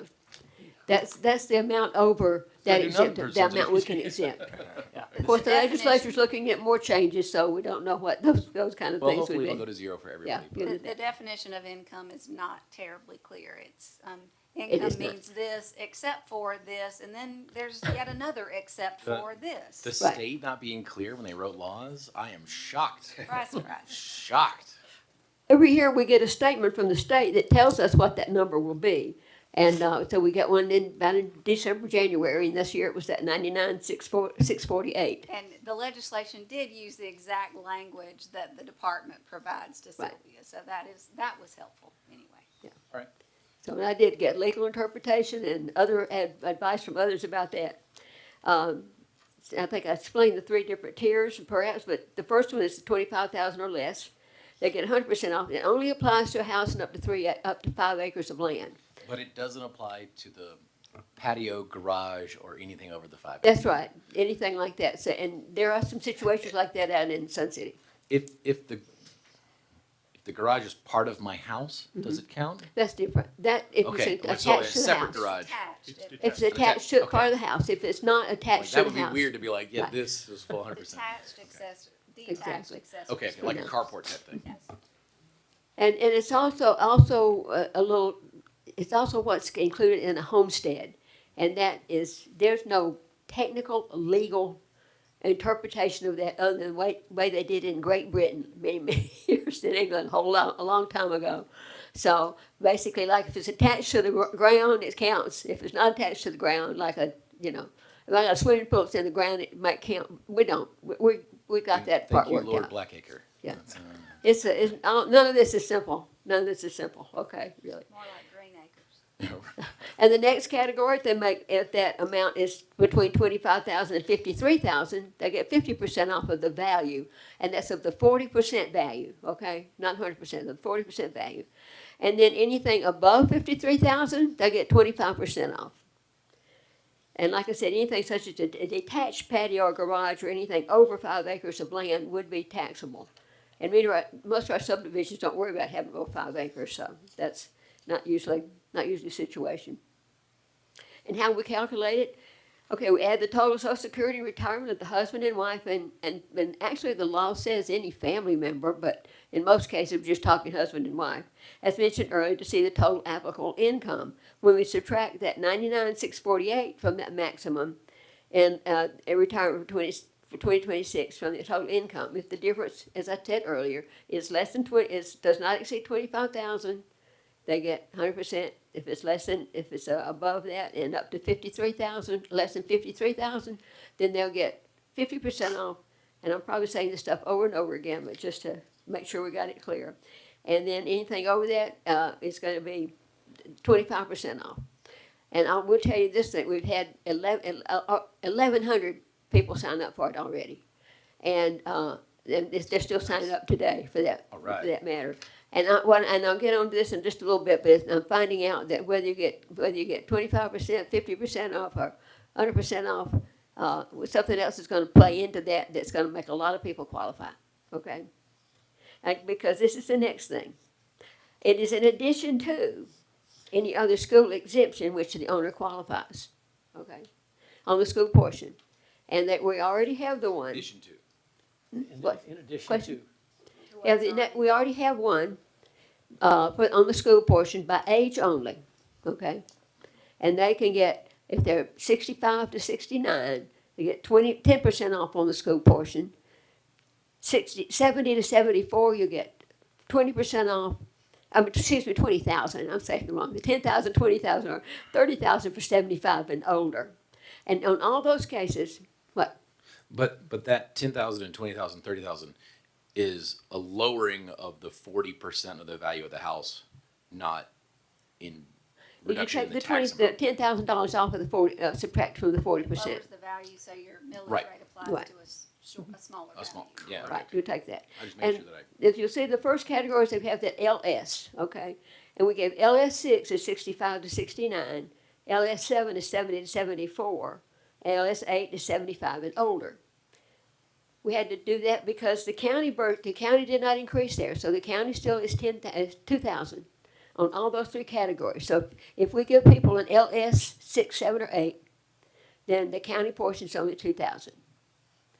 But then a few years ago, the county increased an exemption for those 65 and older based on income. Okay? Well, 65 to 60, if they're getting LM6, this just makes a difference on whether they get 2,000 or 10,000. So we just changed it from an LS to an LM. And how they qualify for that to get 10,000 off is if they can make up to $40,000 above for that 99,648 and get, rather than 2,000, get 10,000. But it's not graduated, it's just strictly from 2,000 to 10,000. So that's the county giving seniors a break, okay? And again, it includes Social Security, retirement, and so forth. And again, the other thing that happens on the school portion is they had what we call the freeze. I think you call it floating, but we call it freeze. And that was 2019, I believe it was. So when people come in to apply for that, they apply for one based by age. Then if they wanted to apply by income also, that's how they would get the 10,000 off on the county portion. Okay. But, okay, I'll go back to the freeze thing. So on the school portion, on the freeze, that means that when they came in, they applied in 2019, we froze their value at the 2018 value. So whatever year they come in to apply, we'd freeze it at that prior year value. If there was no increase in the value, of course, there's no increase in that exemption amount. You won't, on the freeze, it won't, this is all school portion. But we changed the code to an LM 6, 7, or 8 for those who qualified for the county portion. Okay, so that's why that's a little different. Anyway. And so what we did with that, if you have an LS6, LS7, LS8, they have to put you in one of those categories and so we had A, B, or C. We add A, B, or C to each one of those. And the same thing with LM6, 7, and 8. Then we have to add that code. So it doesn't make anything simple. So we go from a 4-letter code to a 5-letter code. I think that's the maximum we can get them. Any questions on that? No. Okay, very simple how to apply. Come into our office and bring it. We do have to have you ever bring your income in and to qualify. And again, like I said, this is in addition to whatever exemption they might already be getting, or come in and qualify for. All right. So they must bring the proof of income. We like the 1099s and W-2 forms better than the 1040s because we understand those. That's simpler for us. But I'm getting some we're learning how to read 1040s also. But and bring in the income for the previous year. This will go for whatever year you come in and apply. So if you don't apply till next year, it'll be their 2026 income. So we have until April the 1st, January 1st till April the 1st to apply. But during House Bill 581, that period was opened back up during the appeal period. So when those notices go out, hopefully around the 1st of June, that's what their goal is, to send them out then. They will show what code they're getting, plus it will say A, B, or C, so they'll know. But for that part. But that also opens it back up if they didn't come in and apply, or they decide they didn't apply for the right one, or apply for a different one, they can still come back in that period. And there's talk at the state, by the way, of changing that to January 1 to whenever the appeal period's over. Well, that'll be interesting for us too. And it says that they will not have to apply once it's been qualified for. You have to apply. However, under Georgia law, the taxpayer is supposed to notify us if they don't qualify anymore. I don't have a whole lot of people coming in doing that. Seriously, it's up to the taxpayer. If you don't qualify for an exemption, we don't see many people come in and do that again, unless they have to come in and try to qualify for something else. And I can understand that. But we do need to let them, if they don't own it anymore, or if they, and we'll see that kind of thing when the tax assessors get the information, when the property's sold or something. But basically, we're just age-based. We keep up with this, and we're running into getting questions and so forth through everybody. And I'll put some samples in there, but I don't think you won't take the time to show that. You got any other questions? Just so everybody knows, just recently spoke to a bunch of folks, and a number of them came forth and said, this is really, really easy. You walk in your forms, hand them out, they fill the paperwork out for you, and it doesn't take any time at all. Now, waiting in line, a little bit different story, but once you've go up there, Right. just hand it to them, they do it all, and it's done. So thank you for that. Sure. The reason we wanted to make sure that Sylvia came out is to make sure that everybody gets a recording, and if you didn't know how to do it, you could go back and pull up our streaming and see the recording and all of that stuff. So thank you, Sylvia. We truly appreciate it. I could list some forms here if y'all want to see what the forms are that people apply. Okay. Oops, excuse me. And we'll show those on the thing. All right? Thank you very much. Anybody else got questions for the great tax commissioner? All right. Good. Thank you, Sylvia. We You're welcome. appreciate it. Thank you. Thank I'll you, see Miss y'all Sylvia. later. I'm Is in this presentation in our agenda packet? Yeah. Yeah, that's why we're doing it. All right. Item number 8, discussion of change order proposal for Heritage Park Gym. I'd like to recognize Director Emberger to come forth and discuss this with us. Thank you, Mr. Chairman and Commissioners. There's 3 change orders for a total of $70,482.99. These are related to additional needs for water meter, sewer hookup, removing rock in the foundation, and extra concrete. They've been reviewed by our architect, Epstein and Associates, and by our Parks Construction Supervisor, Greg Stansel. So I would recommend that these would be approved. The reason these are coming to us is this is outside of Steve's authority, or I believe we would have never seen these. It would have been done and gone on. All right. Any questions on this? All right. Thank you, TJ. Thank you. Item number 9, presentation of Phase 1 results of the stormwater utility implementation. I'd like to talk about TJ continuing on. Yes, sir. Thank you, Mr. Chairman and Commissioners. This is the presentation of Phase 1. As you recall, this is the results of a lot of hard work by the board over the last 2 years. Go to the next slide, please. So just briefly, that work has included GIS technician, the formation of our GIS department, impervious surface identifier software, Eagle View, our flyovers, our easement crew, and then in the community development, the environmental technician.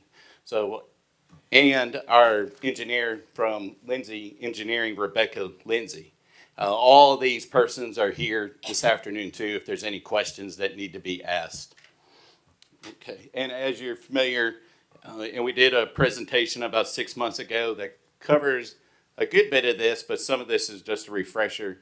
As you're familiar, the stormwater utility would be a fee for service. Next slide. As an example, the city of Griffin has an existing stormwater utility, and we pay that cost and charge at all of our facilities that are inside the city limits. This is an example of the monthly Fairmont bill. Next slide. Stormwater is, as we'll get into, is a mandated service, but it also is a result of growth within our county. This is an excellent example of growth that's rural.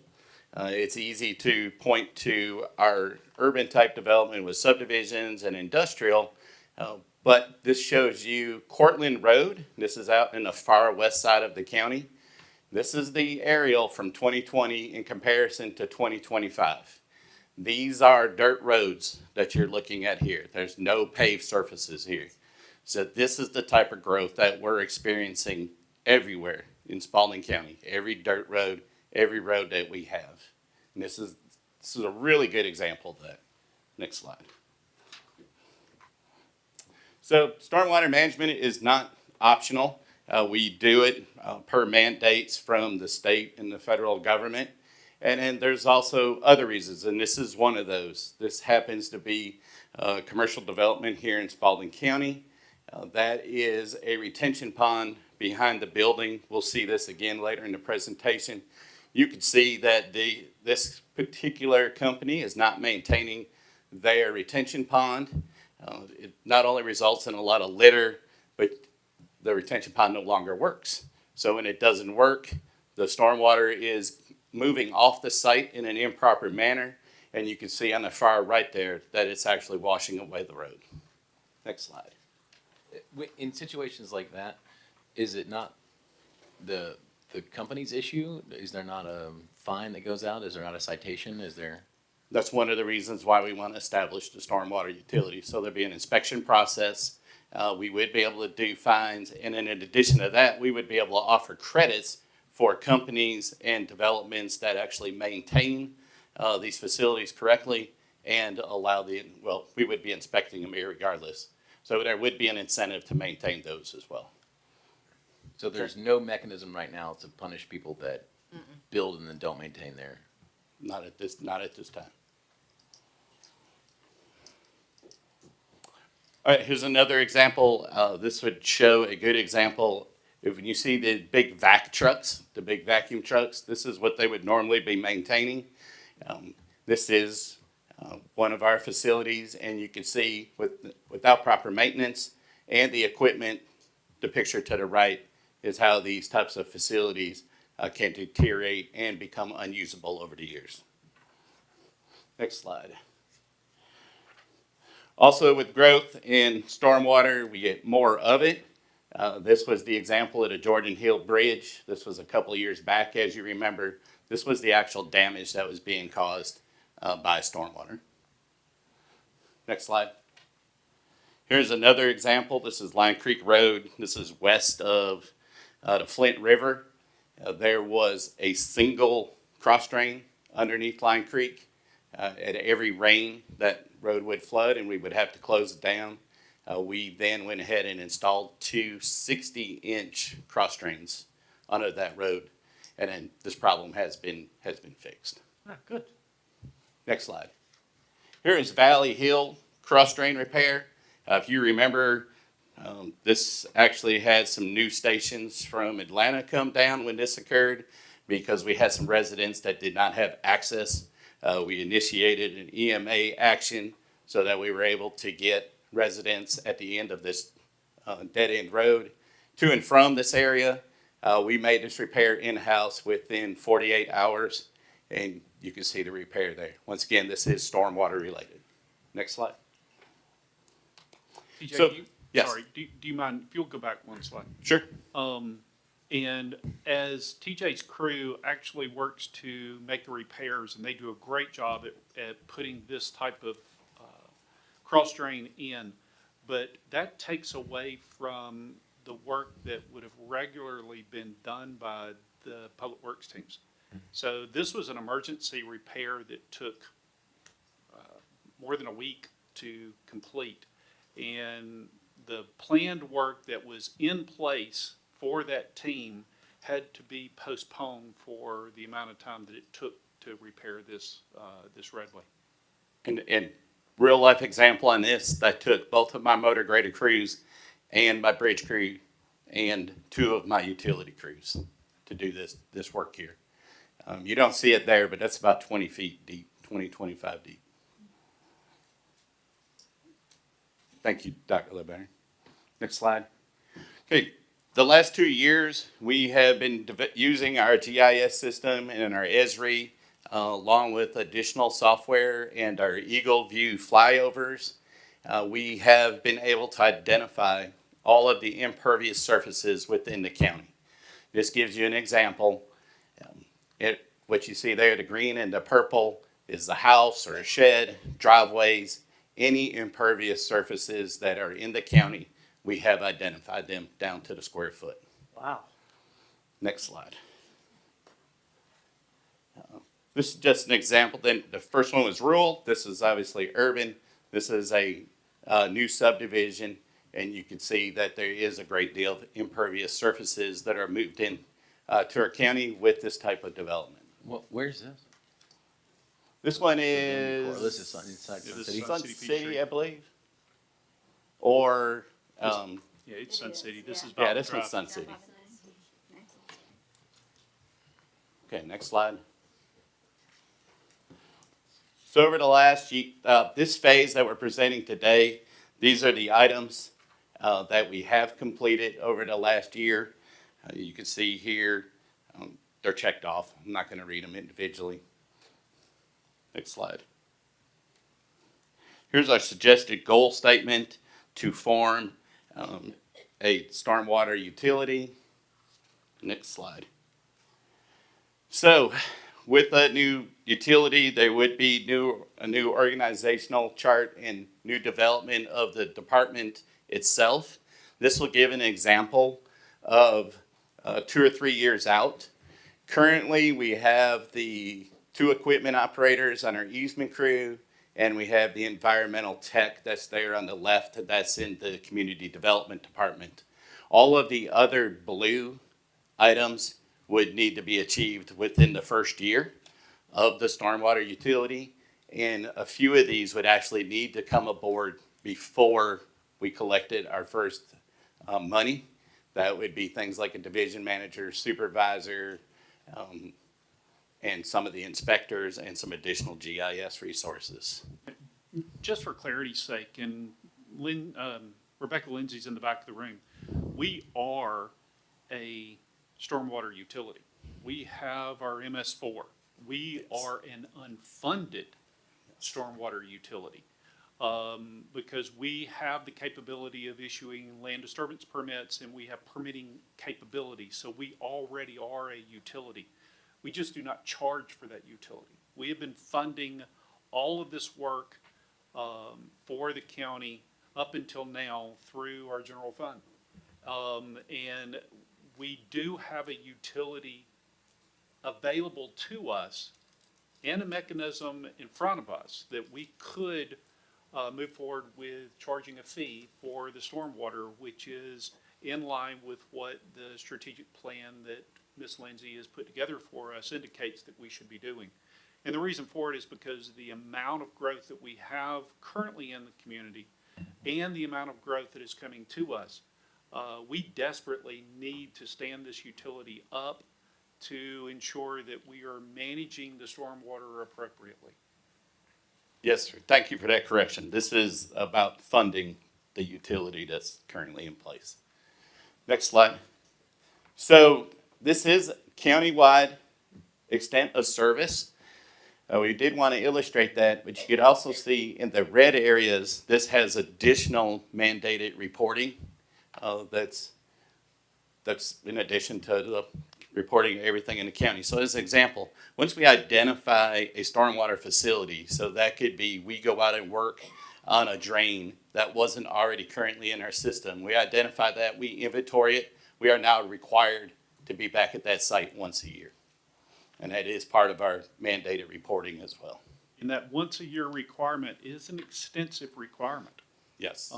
Because not only do you have to go and physically stand over the culvert, but chances are you need to stick a camera down there to make sure that you are addressing the water challenges and the water is flowing appropriately to the right location. Everything that you see in red is a required mandated reporting. Everything that's in brown is a suggested reporting, but I would make an argument that that brown is quickly making the transition into red as we grow. And Sun City Peachtree and Arthur K. Bolton Boulevard are two of the locations that I could foresee that would become mandated reporting requirements here in the next couple of years. And as a result of that, the amount of work that will be required to do just annual inspection inventories is substantial. Thank you. Next slide. This was presented to you a couple months ago. This would be the level of service. You can see, generally speaking, in the orange is going to be the stormwater, and then we would be making sure that inspections, pond maintenance, those types of facilities that are on private property are being maintained as well. Next slide. Okay, so being that this would be a fee-based service, we did investigate stormwater utilities throughout the state in reference to what they're charging. This is based on what they call an ERU. So you establish what your ERU will be. For an example, the city of Griffin is 2,200 square feet of impervious surfaces. And then you decide how many, and this would be done in phase 2, this is, y'all would participate in this, is deciding how many ERUs would actually be attributed to residential property. So, and you wouldn't go, so if there was 10,000 square feet, it wouldn't be divided by 2,200. I think you'll see that a recommendation possibly with us would be a maximum of 2 ERUs, so 4,400 square feet. But in this particular situation, if you look at what Griffin would charge for an ERU is $6.11 a month. You can see the annual cost. We have also showed what the Georgia average is and what the Southeast average is. Once again, this is the fee, not a tax, and it's based on the ERU of the impervious surfaces that are on your property. Next slide. So we pulled 10 random Spalding County properties, residential in this particular slide, and you can see that if they were in Henry County, they would be paying an average or an estimated $40 annually, and if they were in the city of Griffin, it would be an average of $72 annually for the fee. Next slide. We randomly selected 10 commercial customers. If you go all the way to the left, that would be a farm. And if you go all the way to the right, that would be Caterpillar. So if Caterpillar was in the city of Griffin, their stormwater fee would be $62,000. And if it was in Henry County, it'd be around $15,000, $16,000. Next slide. But that fee is calculated on area size, right? That is correct. Yes. So Yes. why would a farm pay so little?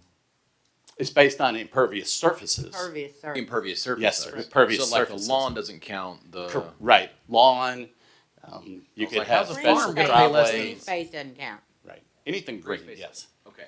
Yes, sir. So my driveway, the footprint of my house, Right. the back porch. Right. Okay. If the driveway is gravel or some other type of pervious surface, you would not pay for that. It would not be part of the calculation. If it's pavement or concrete, it's part of the calculation. I'm tracking. Okay, next slide. So, all stormwater utilities offer both residential and commercial opportunities for credits. So, if you're doing a good job assisting the utility in making sure that your stormwater does not run off your property, then you should be afforded the ability to have some type of credit. So basically, you can assist in controlling the fee that you actually pay. As an example, this would be a possible residential credit. This would be determined in phase 2 for the actual area of impervious surfaces compared to the ratio of the actual property owned. So on the left-hand side, you can see that there's 17,500 square feet of impervious surfaces inside of that piece of property. However, that is spread out over the 15.79 acres. So the stormwater has an opportunity to actually go into the ground or be used for green type efforts prior to or even eliminating it from leaving that site. If you go to a more urban site on the right-hand side, you can see that lot is 0.14 acres. There's 3,500 square feet of impervious surfaces. However, it is over 57% of the actual property is impervious. So this may be a good example of a credit that would not be available. The entire fee would apply in this situation. These would be determined in phase 2. You would be a part of that process as well. Next. So just to stay with that for just a second, as an add-on to that, should a commercial property come in and make the decision that they want to put permeable parking pavers down, that would be an opportunity for you to provide a credit for that property, because it would afford that water to run off in a different way than be a part of a major problem where you've got nothing but parking lot all across the entire property. But as TJ indicated, the credit opportunities and how we would define those credits will be calculated through phase 2. And in Sink into addition, the ground. you're also required to have outreach. So we have to have a position that does education and outreach. We can be educating and advising, residents of what can be done to receive credits. And we could also give assistance in things like what type of pervious surfaces can you do your driveway or your patio, or is there other types of programs that would be available that we can teach you how to do to get those credits. Okay, a potential credit for a commercial customer. So we're back to the same retention pond. If in this situation, if the customer was to properly maintain their retention pond, they were part of the inspection program, and they were keeping the stormwater on their site and then allowing it to leave at the appropriate engineered rate, that could be a possible credit. It could also be an incentive for HOAs, subdivisions. If they are properly maintaining those systems, that credits could be available. Next slide. So this is the progress that we've had up to date. Next slide. So we did say we've been working on identifying all the impervious layers inside the county. This is a very good example. This is a live shot of those impervious layers.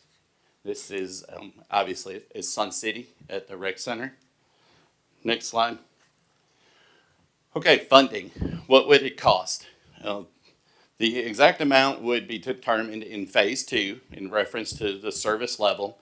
And then, of course, the service level would increase throughout the next 1 to 3 years. We wanted to give some examples of some existing utilities of what their operating budget is, and then do some comparisons in reference to area and population. So we start on the bottom. Henry County, their budget is $7.5 million. You can see their area of acres is 209,000, and their population is at 254. Moving up to Griffin, 3.7 is their annual budget, 9,500 acres and population of 24,000. You can see that Spalding County is going to fall in the middle of those metrics. There has not been a determined exact budget yet, but this could be a good guideline of what we would expect for cost of operation. Next slide. All right, so the next steps are outlined here. This would be what we'd be calling phase 2. That would be the next item on the agenda as well. This would be a process that all of the partners that have been participating thus far, and then the board would take lots of steps to assist us in making these determinations as decisions as we move forward with phase 2.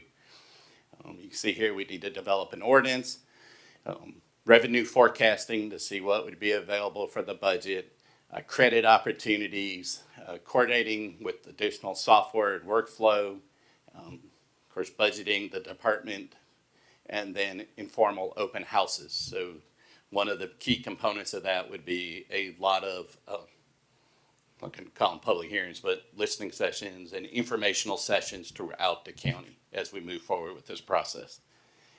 Next slide. And, this is a timeline if we were, or we are recommending to look at the next tax billing cycle. Most best, that's not a word, I apologize.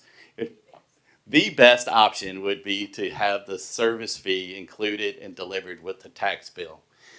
That would mean we would have to follow this timeline here. The ordinance would need to be done in September with second reading in October, pre-billing assessments and revenue forecasting in July, having all of the credits determined by October, software coordination being done by August, and then having all the workshops for the budgeting would be between July and September. We would also anticipate that it would be good that as the tax bills go out, we won't know what the fee is, but to at least alert the citizens that that fee would be coming in this next cycle. Next. So, estimated implementation budgets. The phase 2 is actually already budgeted in the FY26 easement budget. That would be $120,000. That is a current budget item. And then this would be the rest of the engineering needed for the phase 2. First one is phase 3. I apologize. Phase 3 would be the actual implementation afterwards, after everything has been started. But the rest of these would need to be done. So you can see GIS, staffing and equipment, community development, and some of that is ongoing because there is some of that already happening there in community development, and then just having some billing software. This will continue on the next page. This would be the equipment, personnel, those types of things, and the additional technicians, additional customer service person, which we would want customer service to come aboard pretty quick. As soon as the credits are determined, as soon as the fee structure is determined, this would even be prior to possibly before the end of this budget year. We know citizens are going to start asking questions, and we would like to have that information and formulas ready so that they could get all of the answers provided to them. So this does also lay out an additional easement crew that would duplicate the one crew that we have now. If you add all this up, I think we're in about the $2.5 to $3 million range for operation. And just for clarity, TJ, because I asked the same question, the figures that you're showing here for salaries for division manager or stormwater supervisor, these are fully burdened costs, so it includes all their benefits and retirement. Correct. And insurance and right. Vehicles. We figure that factor in when figuring out salary, and some of these would be easier because we already know what our equipment operators and those positions are already making, and these would be guesstimates for the managers and supervisors. That those numbers may fluctuate just a little bit based on market.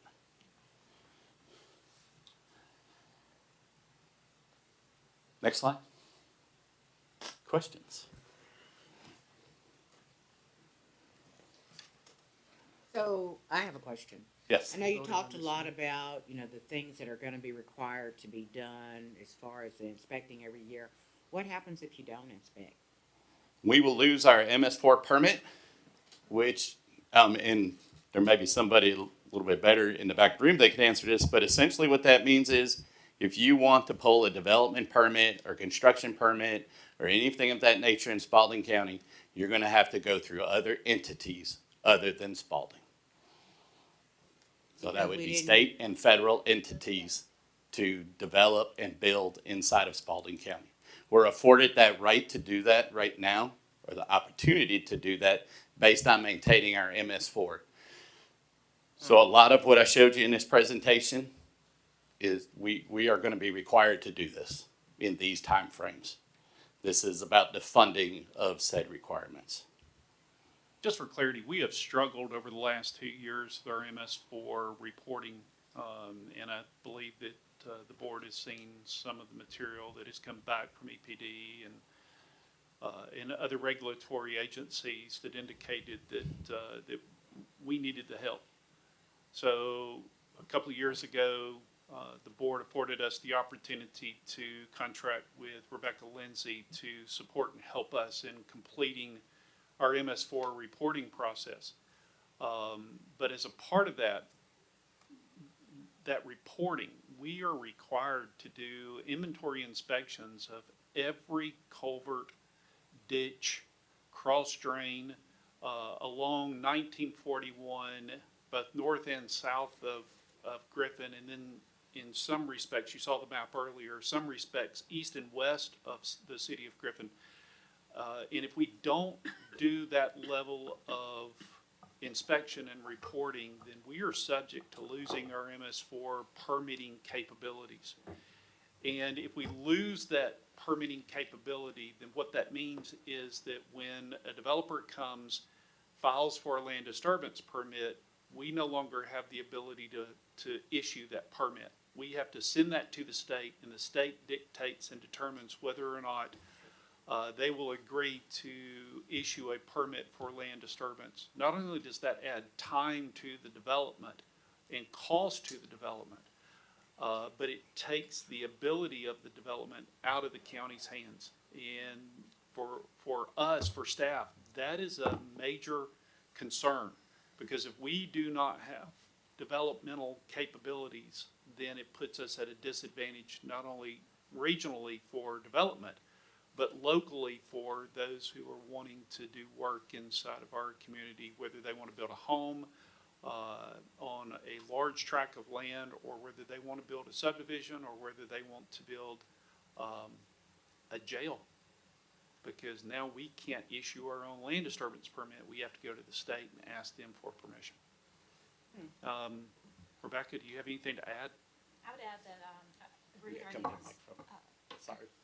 agree with everything that was said. I would add, though, that the compliance part it's an important detail, but it's really the easy part of, this is what we did, this was the number of catch basins, but the money and the issue is all the pictures that TJ presented at the beginning with failures, road failures, and the management of stormwater. That's a very real issue, that's unavoidable. How much are we currently paying per year to get this done? Easement. You're paying in your easement crew and then pulling your teams off of what they Right, were. he's using the Easements- public works budget. Yeah, he's Easement's eating into around his public works. 650, and then David has an environmental tech and work that he does, so he could do a number, but if I was guessing 150, 100 You got a GIS person. with everything, with the tech salary, and Yeah, so 100,000. We have a considerable amount of GIS money. tech in the back. We have a GIS department. We have engineering costs with Lindsay Engineering.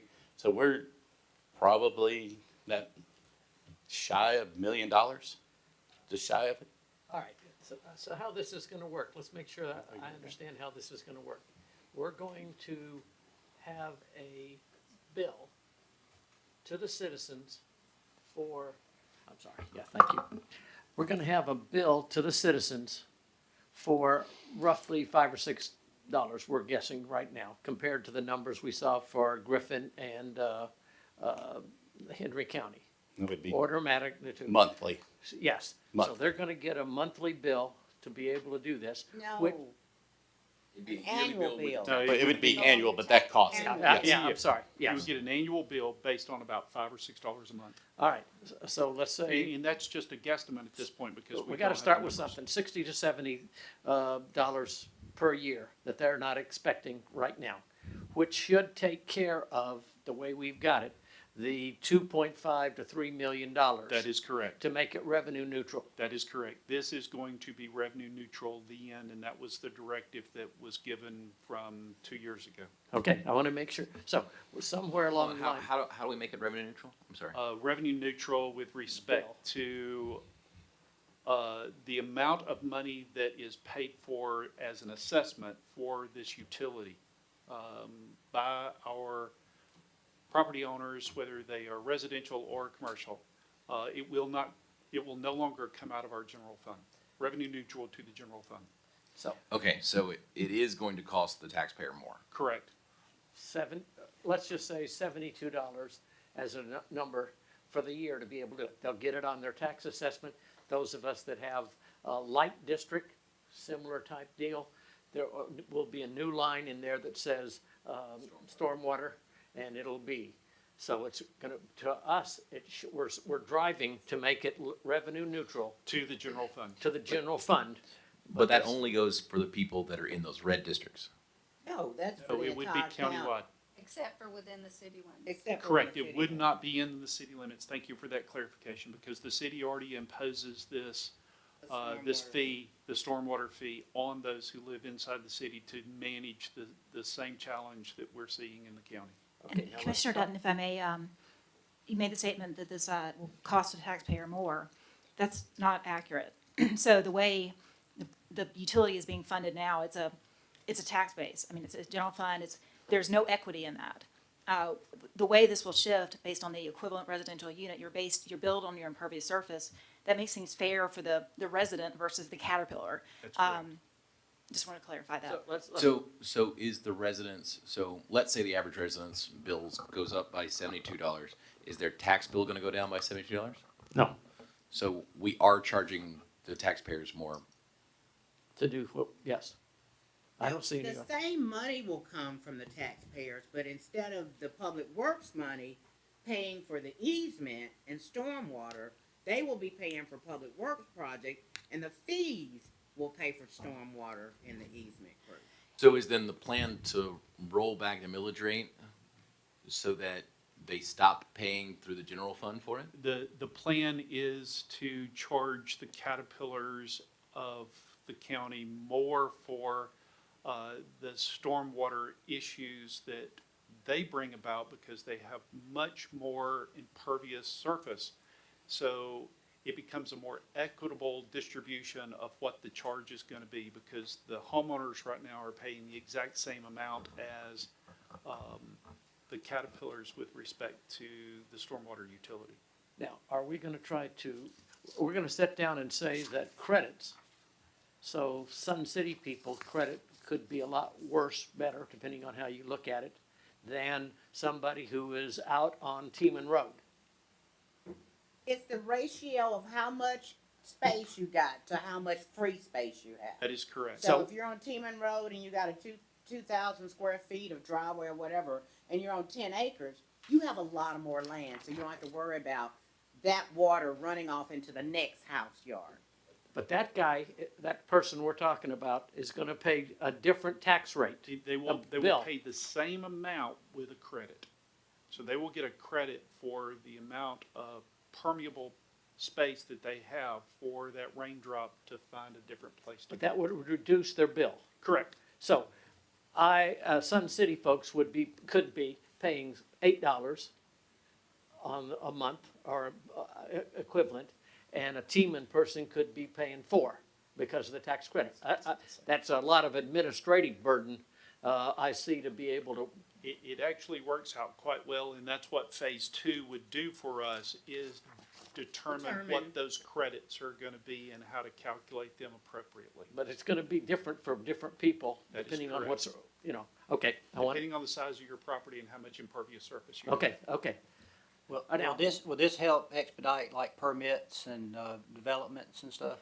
If we're doing it, will we be doing like the permitting in-house, or are we still gonna send it like to, what are we, like the Talawaga District or something? That It- overviews the plans and stuff as a LIA, would it be? It would keep us in the position where we would continue to be able to permit. Yes, that's what's critical. All right, we know that we've got a huge education issue. People, we just can't turn around in a little bit and say, oh, here's a new bill on your tax that you've never seen before. And yes, it's $70, $80 a year, but we know that there's gonna be a bunch of people who are gonna be yelling and screaming at us, so we've gotta think through. And I saw that TJ had it in there, but we're gonna have to do a whole bunch of, work, and it's slow. We don't get to do it in 1 month. It would be, The city didn't do very many public listening sessions, but they did start the outreach immediately when they fully, Brant Keller set up their stormwater stuff, but yeah, I mean, people understand, it's like your trash.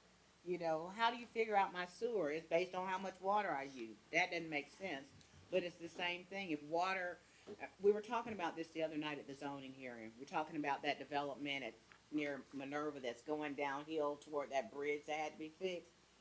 That's part of the reason why that bridge was looking like that, because all those houses and all that water ran off into a space that was not used to that. And our general fund right now is funding all of those maintenance requirements. So when we replaced that bridge at Jordan Hill, that came out of our general fund. Matter of fact, it came out of TJ's, road fund.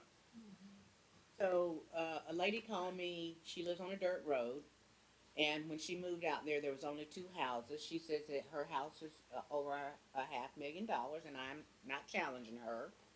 But she says that the people, someone above her built a house, and as they were doing the construction, when they cleared the land, all the water ran into her yard. And then when the next people came below her, all the water ran into their yard. So we're getting people to do this work. It's not necessarily the Minervas, but the stormwater is an issue, almost every place. haven't we have been sued a couple of times over this issue or something like that? Okay. Because I remember us talking about, thank you. All right, excuse me on that, that's a different issue. Okay, all right, everybody understand what we're gonna vote on tonight on this? Are we voting on this tonight? We're asking for the acceptance of phase 1, the work that was completed, and then for us to move forward with phase 2, which is to understand what the fees would be moving forward should the board decide to move forward with a And stormwater determine utility. the ERU and all of that. That would actually be in as a part of phase 2. Yes, that's great. This is there's a couple of things here to make sure we understand. This is us stepping into a utility, We're already there. but we're not requiring any money at That's this correct. point. We're paying for it out of general fund. This is gonna be the first time where we're walking in there and saying, money comes in. Well, you know, I think I can understand what James is saying, but I feel the same way about us subsidizing trash pickup. If we are going to start looking at everything that's on our plate and looking at the things that we providing as a service that are not required by OCGA as a thing for us, if it's a service, you have to pay for a service. I mean, and if you pay for the service, you should be neutral when you get to the end of the day. So I see us going and looking at ways that we are not taking the general fund money, because we got to be specific. We can't pick some things to subsidize and some things not to. There's a bunch of stuff that we're subsidizing that many other counties do not do because they realize it's a fee associated with it. So yeah, we're at baby steps, and it's going to take us you know, a minute to get there, but we have several funds that we're paying for out of the general fund that really people should be paying to have that service provided. So, yeah. So I know we're supposed to vote on it, but I think that according to this time schedule, if we miss this window for this year, we put ourselves in jeopardy of actually being deemed, I would think. Yes. Okay, this is a big step. Everybody, now this To is me, not this the, is something that should be attached to the homestead exemption that we're asking for the state to give us. So that this isn't something that is an additional cost to homeowners. I can't, that's the part that's getting me, is this is an additional cost to homeowners. yeah. At the end of the day, is it revenue neutral? Is it not coming out? They're already paying for it. Yep. They look at their bill and go, wow, I'm now paying more. Yes, that's a question that Commissioner Flowers Taylor talked to us about. Would this reduce being able to do it? Would we take the money away from TJ to be able to reduce the general fund? And the answer to that is not the way I see it right now. Well, under House Resolution 1114 and 1116, this is one of the areas that those two bills are asking us to consider is implementing this type of assessment. If those go in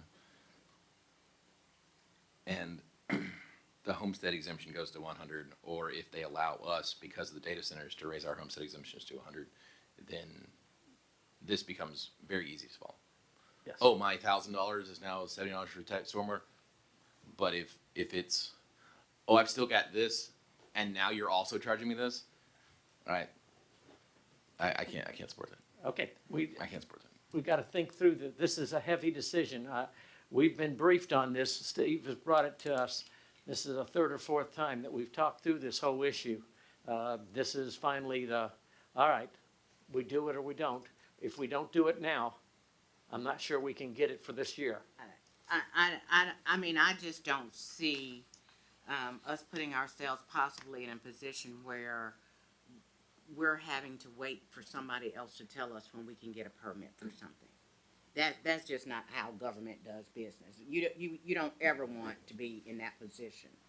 And yeah, I totally get it. And, as I think the thing that where we are now is that we've spent, I don't know how much money so far.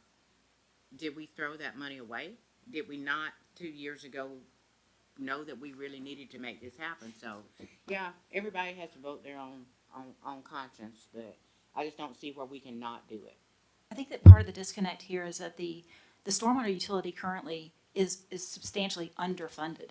So if we say that this utility structure will have property owners paying more, we need more revenue to be able to do the essentials. The program is very reactive to provide so culvert failures, road failures. You know, we're supposed to be getting out inspecting those, lining them to prevent the failure before it occurs, saving substantial dollars. We have these private detention ponds, like at the address that was pictured, that are failing, causing roads to fail. We're supposed to be getting out and inspecting those on a 5-year rotation.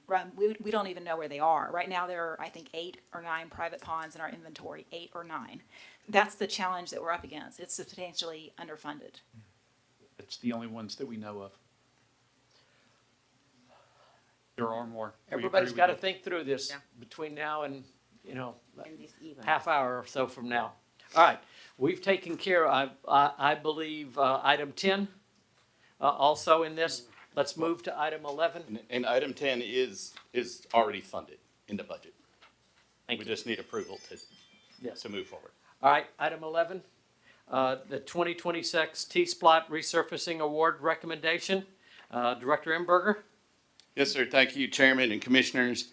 We recently just opened up the bids for year 5 of T-Splost resurfacing. This is 20.6 or 20.9 miles. We had 6 bidders. The highest bidder was $6,483,511, and our lowest bidder was C.W. Matthews at $5,496,217.40. We would recommend that you approve C.W. Matthews for year 5 T-Splosh resurfacing.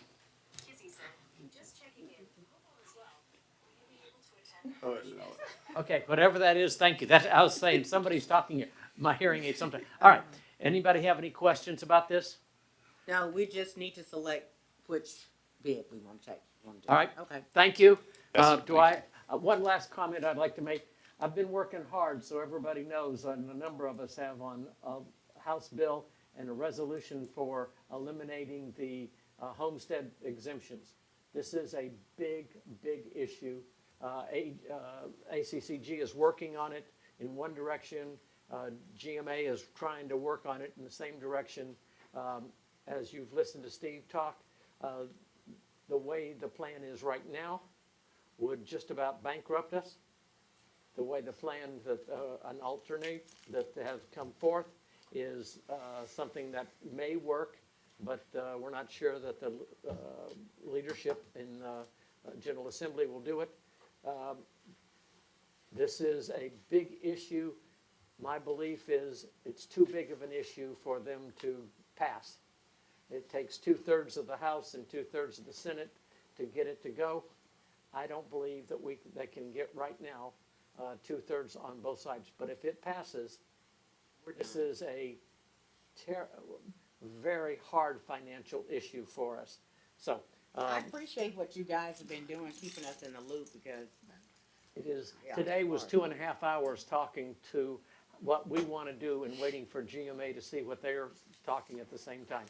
So it's a big deal. All right. motion to adjourn. Second.